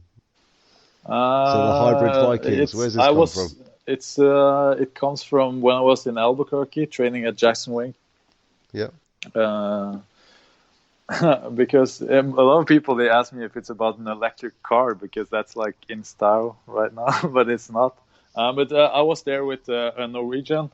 Another Norwegian, Celine Haga. She trains at Jackson Wink. Yeah. And because I was born in the Netherlands, so but I moved to Norway when I was 10 years old. Yeah. Everyone thought obviously that I was from Norway, and then I met Alistair over in there, and I asked if we could take a picture after we had grappled together. Oh, you grappled with Overeem, quality, man. And so I asked him in Dutch, and then he was like, "Oh, you're from Holland," and we had a chat, and he invited me to play poker and stuff like that, because he was really homesick. And then he told his coach at the time, a Swedish guy, here he's from Holland, and he's like a hybrid Norwegian Viking. So that's kind of like and that kind of stuck with the guys over there. So that's where it's from. It makes sense, though. To be fair, it's interesting. Everyone has their story for their. Sometimes you hear, what's your nickname? Oh, my nickname's the Pitbull. It's like, oh, okay, another one. Yeah. So this guy, it's kind of like because I was born in the Netherlands, I guess, and then I fight out of Norway. I was going to ask, obviously, the surname Devreught as well. It's very Dutch sort of sounding. Yeah. Both my parents are Dutch. I lived in the Netherlands till I was 10 years old, and then I moved to Norway. So I feel like I grew up here. Yeah. Yeah, because most of the teenage years I spent here. Can you speak both languages? Yes, I can. I speak Dutch with my parents. Nice one. So you speak like 3 languages then, or probably more. Yeah. That's pretty impressive though. Still, like your English is very good. If you can understand me, I talk very quickly. Oh yeah, and you're very easy to understand. Okay, yeah. Well, I guess if you talk to some people from different accents in the UK, let's say, it can get a bit tougher. Oh God, Aidan and Jeff are going to kill me for that. But I spoke to him on the phone earlier this week, and Aidan wasn't that easy. It was hard to understand what he said when he was talking very fast. I know you get used to it though, I guess. But then it was just like just 2 minutes, and you just wanted a lot of information, So I had to ask if he could repeat himself a lot of times. You just accept it. I accept the deal. It's fine. Yeah. Well, I don't know what you said. I'll do it. Yeah. Pretty much. Yeah, So you've got to pay your own flights, your own hotel. Yeah, and I have to pay them money to be fight there as well. That's it, man. Yeah, we'll send you the invoice later. Yeah. No, I'll tell you what. Actually, I know. Obviously, I said we've only got limited time, but one thing I want to ask you really quickly is, I didn't realise you trained at Jackson Wink. What took you over there, man? Celine is a girl I met here in Norway. Yeah. She is from Larvik, the town where I train, and she trains over there actually. And one summer she just invited me after we did some sessions in Norway. She invited me to come with her to Jackson Wink, and I was like, okay, yeah, sure. Who doesn't want to go to Jackson Wink? Quality, man. Did you meet? So I was there. Yeah, I was there for 4 weeks the first time. Nice. And it was a very eye-opening experience. That's what kind of like, because that was after my loss to Craig actually, and that's what kind of like made me go, okay, I can do this. The people that were there, a lot of high-level people, after a hard session, they were just as tired as me, and just so I was like, okay, fuck, I can do this. Quality. Man. Yeah. Did you bump into any stars? Yeah, Alistair Overeem, obviously, because the name, Carlos Condit. Quality. I bet he's a lovely bloke, that guy as well. Yeah. Diego Sanchez was there at the time. Don't spar with him. God. Oh, he wasn't that. He was a lot different than I expected sparring, actually. So I didn't mind sparring him at all. Oh, fair enough. So I was the year after I was back at Jackson Wink, actually, and I was part of his camp for Matt Brown, because we have a similar build, me and Matt Brown. So I actually had got a lot of rounds with Diego. That's amazing, man. Yeah. So. That must be a highlight in your career, right there. Yeah, because Diego, he's a legend, and he's a very, very nice guy as well. I think if you don't know him, he comes off as a really strange guy, and he is kind of, he's himself. He doesn't care what anyone else thinks. He just does his own thing, but it works for him. So. You must have loved it, man. So this young guy has gone to Jackson Wink and he's been asked to be part of Diego Sanchez's fight camp, man. That's incredible. Yeah, it was. That was a very cool experience as well. Yeah, mate. I bet it's something you'll always remember, man. Definitely. Yeah. Well, you're going to start winning belts, and eventually you might be over there winning belts as well. Yeah, that's the plan. That's it, mate. And hopefully UFC Norway, that'll be the day, wouldn't it? Yeah, that would be the perfect time to get the belt. Come on, Norway. Have a look at. I'm not trying to have a dig, but have a look at Sweden. What Sweden done? They've done well. The MMA scene, getting UFC in Stockholm and stuff like that a lot. Yeah. And obviously the fighters coming out like Gustaffson and Latifi, all them sort of guys, man. It's just the talent coming out of Scandinavia is incredible, and we want to see more Norwegian guys like Thomas Robertson and Cage Warriors who won his fight. You're 4-1, you're winning your fights as well. Yeah. So yes, mate. And now you're fighting for a title on Shogun MMA on October 12th. So man, I can't wait to see that fight. It's going to be incredible. Yeah, I'm excited. Cool. And before I let you go, I want to give the opportunity to shout out any of your coaches, gyms where you train, and anyone who's helped you get to where you are now, mate. Oh yeah. Oh cool. I would like to obviously thank my Team Valhall. They've got me where I'm at. Sid. From Mogul Management, he takes care of me. I have a conditioning coach, Alexander Hallfors. He is from Combat Sports Performance. He helps me get in shape. And a special shout out to my coach Tommy, who he's like a second dad and a babysitter, and he takes care of me all the time. So, yeah. Good stuff, man. And how can people follow your fights, like see your fights, social network, stuff like that? I have an Instagram. It's QUIN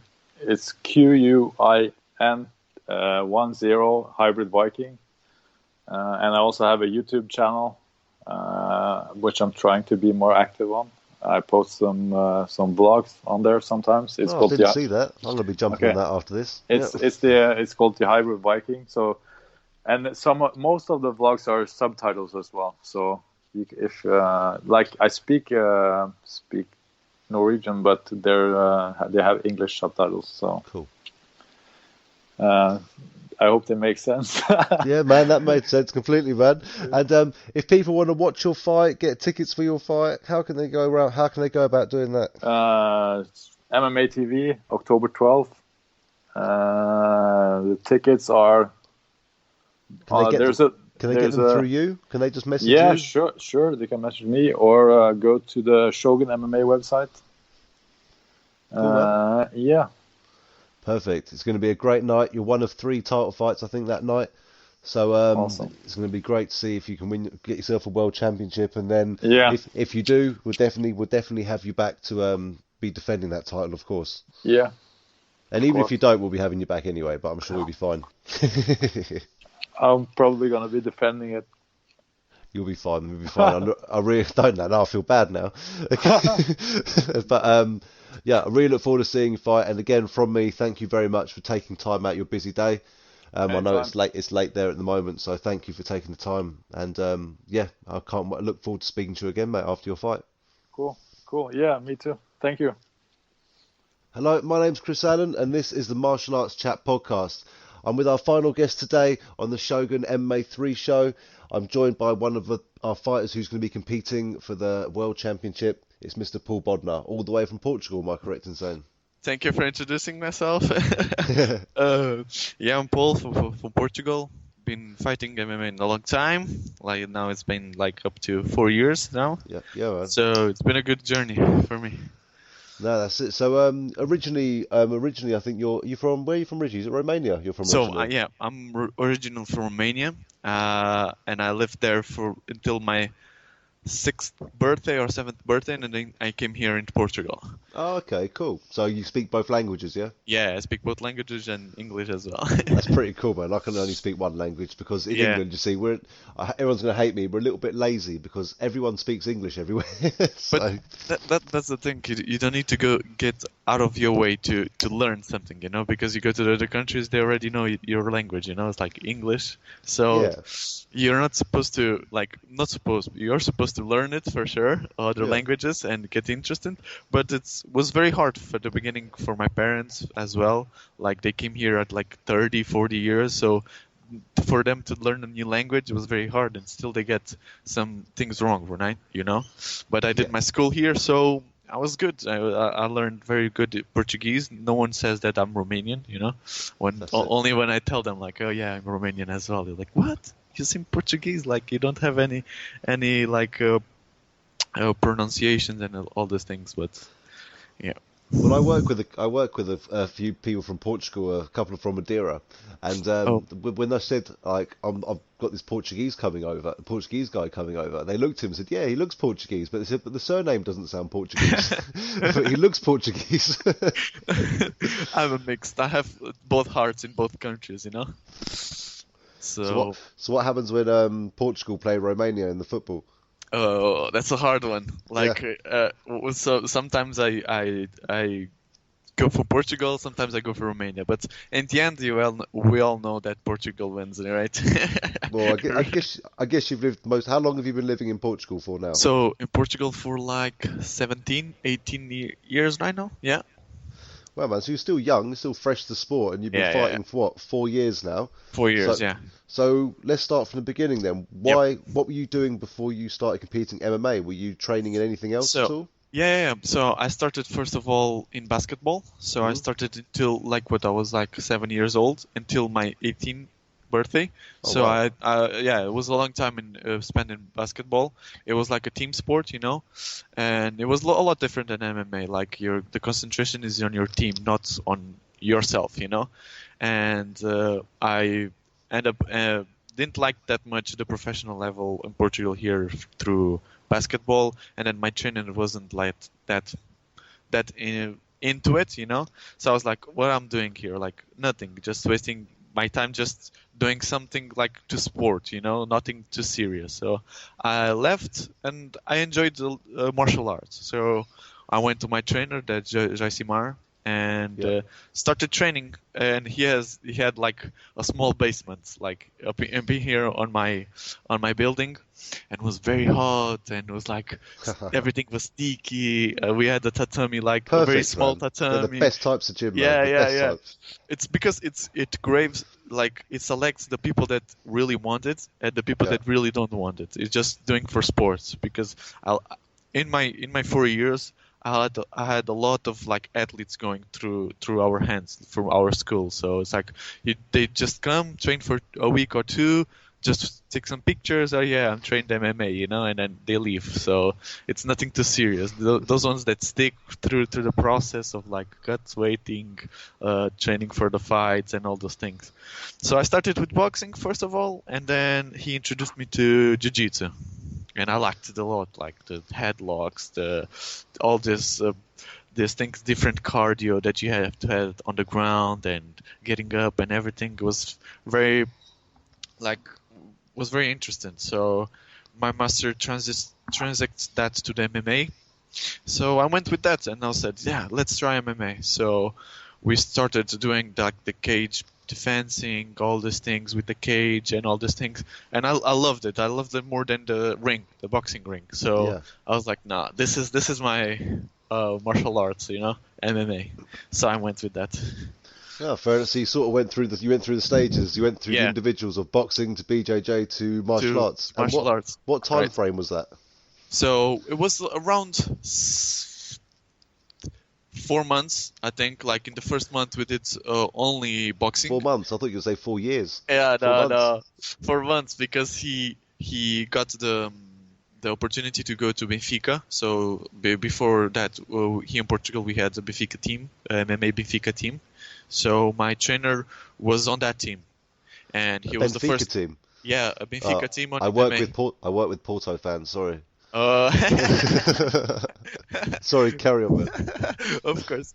So Benfica made the MMA team, and it was sponsored by Benfica, and everything was very nice. Cool. So my trainer was the first one here in Algarve that went to that Benfica team, and he was like the pioneer of MMA around here to Algarve. So that's why I got into it, because he started me with boxing, and he got into that team because he trained MMA for a long time. Like, he has a lot of experience. He started in Brazil like long time ago when I was a child. Yeah. And he started MMA there, so he introduced me to MMA in the second month. In the second month, I did jiu-jitsu and MMA at the same time, and I loved it, and then I got into it. And in the 5th month, I already got the fight for me against one of his athletes in the Benfica, and I fought in my 5th month of training MMA. You're crazy, man. Did you fight many amateur fights at all? No, not amateur. I went straight to like a professional level fights. No helmets, no nothing. It's just gloves, mouthpiece, and go inside. Come on, man. You definitely learn. You're trying to learn the hard way, aren't you? Yeah, it was a very hard path. Like the first fights, like I had like straight four losses, and it was a very hard like path to learn, like the blocking into a cage, getting very sentimental, like don't knowing what to do, like all this process I learned through the hardest parts, So yeah, but thing is though, you not being funny, but after 5 months of training, you're taking on guys. You took on a guy who's already had 3 fights already. Yeah. I know. And so he's been training, and so after your first fight, obviously we didn't see you for nearly a few years. Then was that to go back and look at what's going on? Because what my idea was of what I did learn those 5 months, it was like, no, like I have to learn a lot more if I want to do something to win, or something to show on the cage, So I learned a lot of jiu-jitsu, a lot of striking, and how to adapt that to my ground game and all these details, because I didn't know before. But my master was like, oh, do this technique, and do this technique. So I had like a 1-2 combo, takedown, and on the ground headlock. So that's where I had in that first fight, I didn't have any more. So if that transitioned to like a different point of the fight, I didn't know what's like, to strike here, to strike there. Now I have that notion, it's like more experience, more training partners, more sparring, more all those things on top of it. He gives you the experience to know what to do in those certain situations. So you don't make it easy though, do you? You come back after doing all that training and you take someone who's had 12 fights instead of 3. So you show that you're definitely you're not shying away from any tough fights. Like you took him a good couple of rounds. He had to work hard for that. Yeah. It was a very hard fight, that one. And it was a very hard fight. He was a very good fighter as well. Like, he had a good experience, and he dominated me well. I got a few punches and everything. Like, I had the force and everything. But for me, those first fights, it was the weight cutting as well. I wasn't familiar with that. My body wasn't very familiar with that much weight cutting on that point.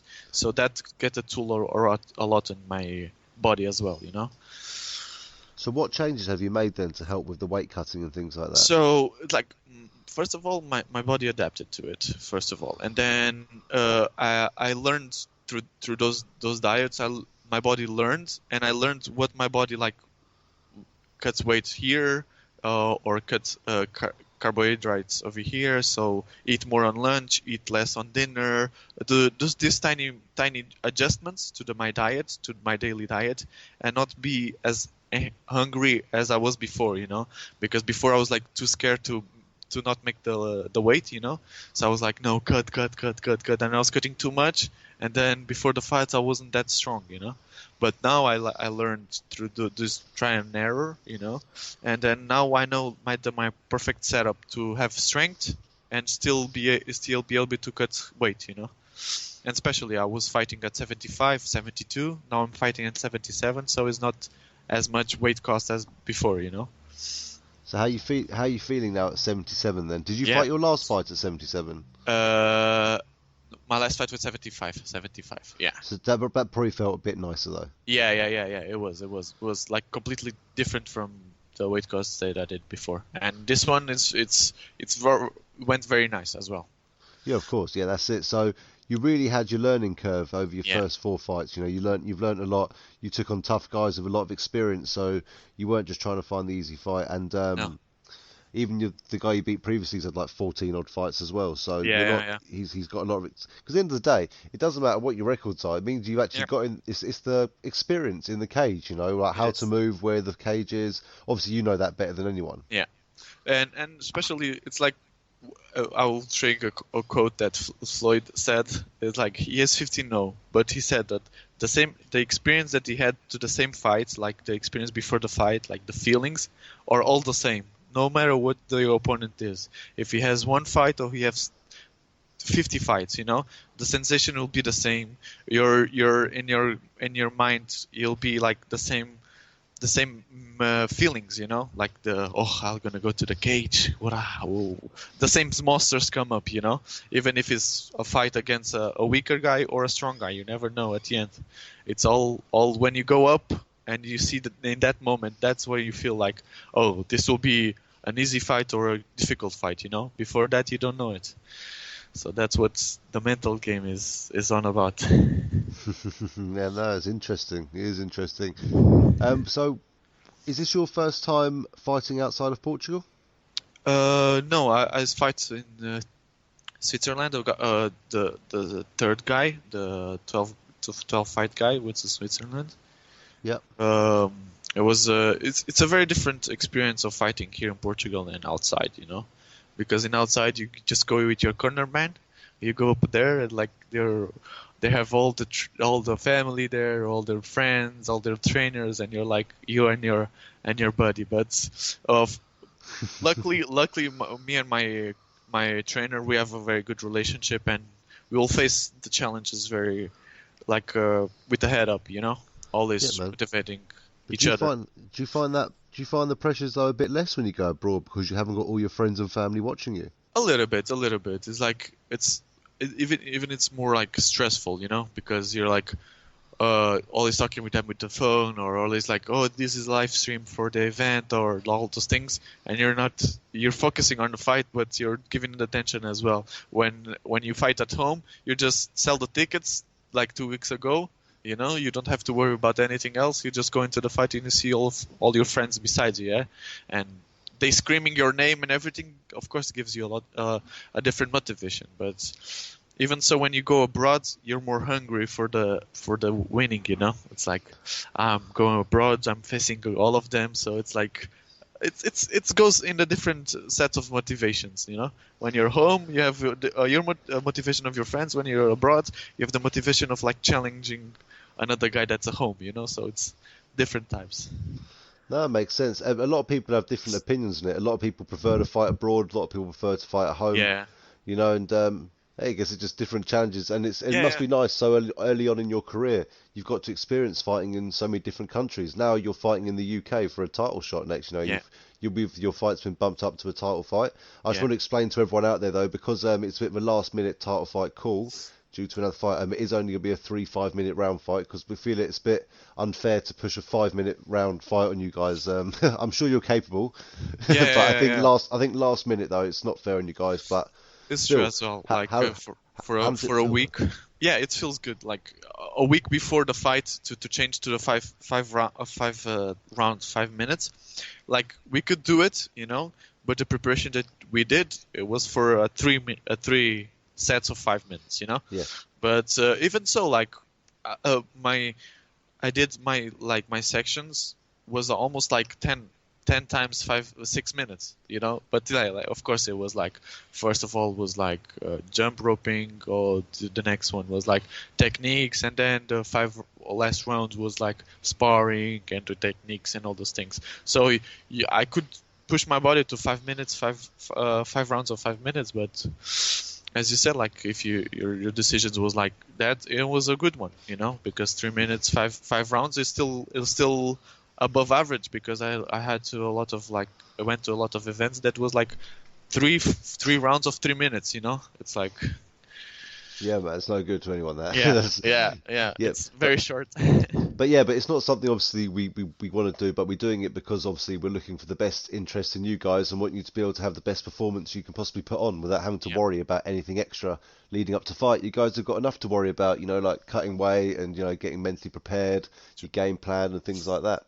So what have you? What? Because obviously now you're trying to make a winning streak for yourself. What changes, without giving too much away, have you made? In my training? Yes, training, mentality, diet. Okay. Yeah, or you told me about your diet.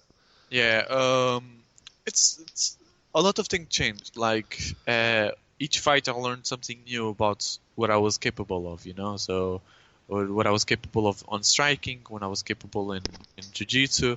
So I tried to adapt my best weapons for this fight, So it's like, I need to touch a bit on my boxing, a little bit on my kicks. So now I have new weapons, that I didn't show before. Trained that for a couple of weeks, and then improving that, and then doing more defense, ground games, and all these things. So it's just for each fight you have a different plan to follow, And in this fight, I think I got the best weapons against my opponent. So we'll see. We will see, indeed. Yes, yeah. Very looking forward to it. And we get to watch it here in the UK as well. So it's nice to be able to bring that fight to us here. Have you been to the UK before? Yeah, I've been. I've been like 3 times now, maybe. Yeah, 3 times. I have been to Manchester, to London, of course, but just little time lapses. Like 3 days in Manchester. I spent the week in London, and then there you go. That's my experience of the UK so far. While you did you go to see football or something like that? I had a girlfriend that was in Manchester. Okay. Yeah, I spent there 3 days, and in London, one of my brothers of my friend, he worked there, so we went to London and to know a lot of London, like the bars, restaurants, and all those things. So it was fun. UK is very fun. It's very different from Portugal. Yeah, it's great. Yeah, no, London's crazy, mate. I can't stand it. It's too busy for me, mate. It is. It's super expensive as well. Super expensive. It's like you're going there, but it's one of the top cities of the world. It's like you go there, you pay the best quality. Sometimes not the best quality, but okay, you pay the premium price, for the everything that you consume, like the food, the drinks, and all those things. Right, when you're going to a bar and paying £8 for a pint of beer, what's wrong with you? And even just I want to park in London for the day. That'd be £120. It's like that's the thing. Like I don't know how people do with the parking. Here I'm in a small city in Quarteiro, Algarve, and in the summer I don't have where to park my car. I cannot imagine doing that for the whole year, like entire year. People don't drive. People just don't drive in London mainly. Sure. Like, they just get the tube everywhere and just walk or electric scooter it or something. Yeah. To be fair, when you work in London and England, they give you extra pay because you work in London.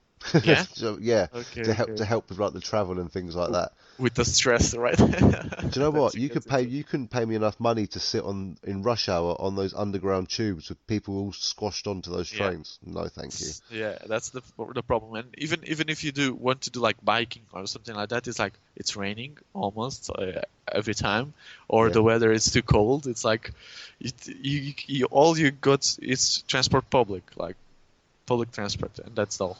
over here you can, for example, like I have my electric skateboard and I go to work with that.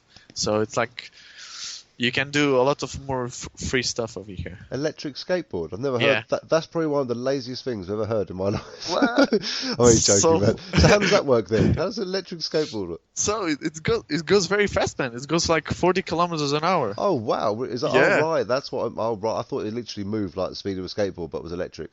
Yeah. So you go into the on the skateboard, and then you have a remote, and then you command him like go forward, go backwards, brake, all those things. That's crazy. You just stand on the skateboard and then it goes. That's mental. Yeah, it's good. It's very nice. It's very nice.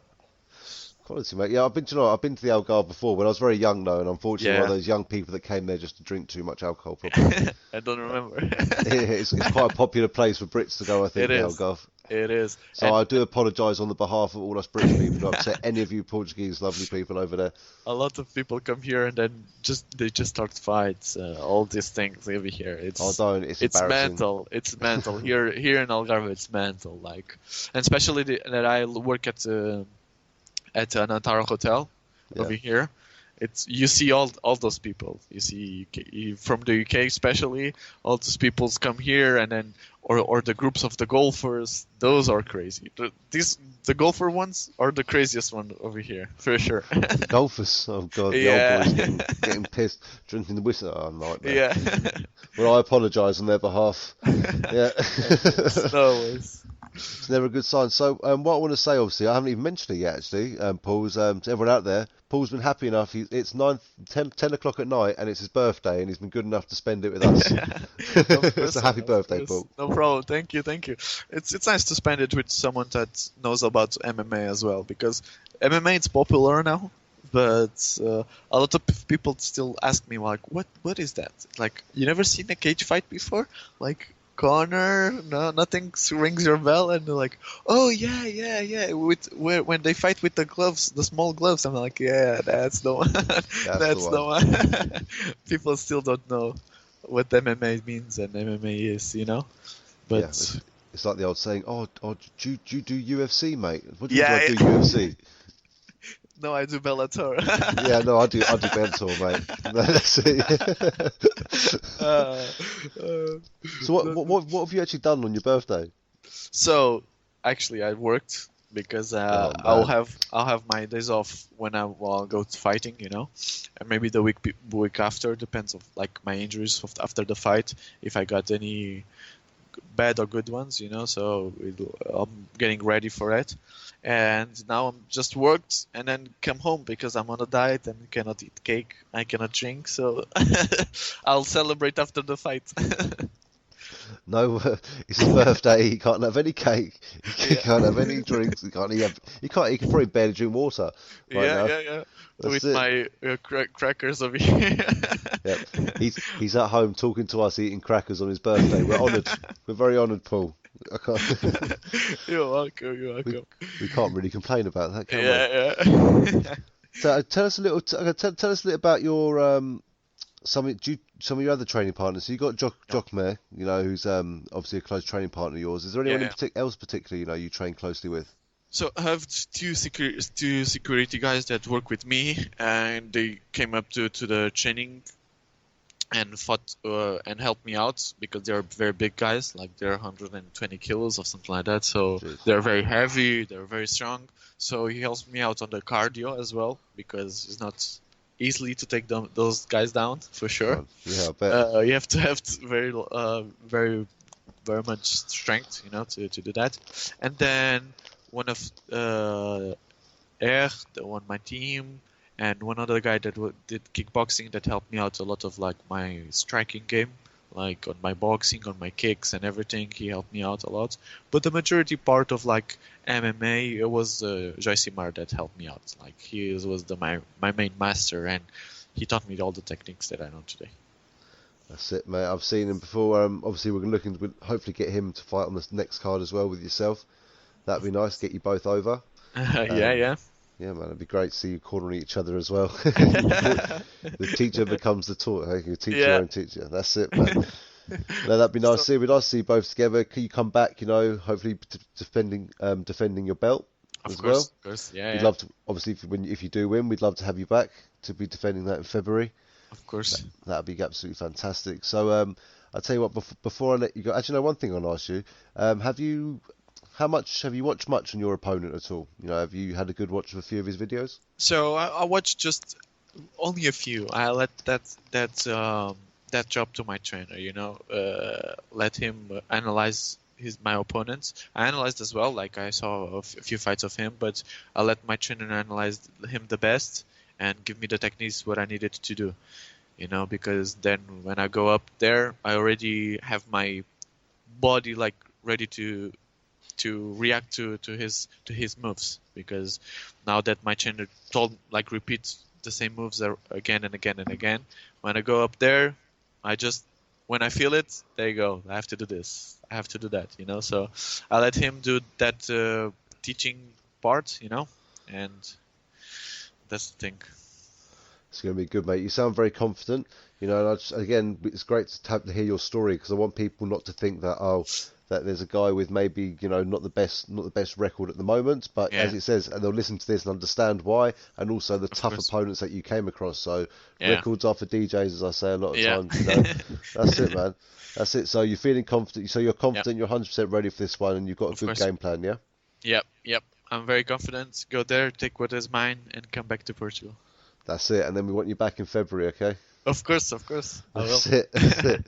You can join, you bring a title back to Portugal, because you've got other fantastic Portuguese people you can follow their footsteps. Like we've got Pedro Carvalho doing very well in Bellator at the moment. Yep. And now we have Carlos Hugo Pereira. He got into Bellator as well. There you are. He went. He had a fight. He lost, unfortunately, but he will keep going, and we'll see. Maybe another champion is forged again. So, mate, get the first Portuguese champion there, right? You know, obviously. Portugal, everyone. Portuguese, not Brazilian Portuguese. So there's been plenty of those champions. But plenty of those champions in UFC for sure. Cool, mate. And before I let you go, mate, first of all, thank you very much. It's been great chatting to you. Really interesting hearing your story. Learning a lot more about you. That's what I love about this. You know, I don't know anything about you really. I've seen your fights, but it's nice to find out your story and where it all began. So what I'd like to give you the opportunity is just to give a shout out, if you haven't already, to any coaches, any sponsors, any people, anyone that's helped you get to where you are today. So I'm very thankful for Joycimar that helped me out to this journey and got me where I am. To my mom as well, like to the weight cutting and everything, getting where I am, and that's all. Like. All the people that support me and everything through this journey, my friends that now they are seeing something forging, you know, so they're like, oh, Will is going to fight and everything. So thanks to them as well, giving me some motivation to go forward, and that's all. Oh, man. Are they going to be tuning in, watching your fight? Yeah. They're already asking me like where I can watch the fight. I'm like, we'll see if they have a live stream or something like that, and then I'll send you the link to see it. We'll see if will you have anything like live streams, or you'll have afterwards. So there's a lot live stream MMA TV. You get the whole event on MMA TV, man. Okay, so we'll tell them that, and then I'll send them the link to see and watch it. Yeah, mate. Just tell them to download the app and they can watch it. They can watch the whole card. So that'd be good, man. Yeah. Get Portugal on. People watching in Portugal want to know they've got a great opportunity in Shogun with all us guys, you know. So always welcome to have. We'll obviously welcome you over, despite our politics. That's not all of us, okay? Yeah, that's true. Let's not go into that. We'll be here for hours. You're struggling yourself. So. And also, let people know where they can watch any of your fights and watch you on all your social networks. Follow you and all that sort of stuff. On Instagram, Bodnar. I have a couple fights. Just put my first and last name in YouTube, and you'll find my fights as well. I have a channel, and go there and watch my fights. I'll be uploading all my fights, or wins or losses. They'll be there. Fantastic. And again, once again, thank you very much for taking time out of your day, especially on your birthday. You're welcome. Try to stay away from the fridge and the alcohol. Yeah. I'll trap myself in my room. Lock yourself in the room like a recovering. Yep. Cool, man. Well, again, thanks very much. Thank you very much. And I'll Thank you for definitely this be watching your opportunity. fight. Yeah? No, of course, mate. Anytime. We'll definitely speak again in the future. Of course. Thank you. No worries. Thanks very much. Thank you.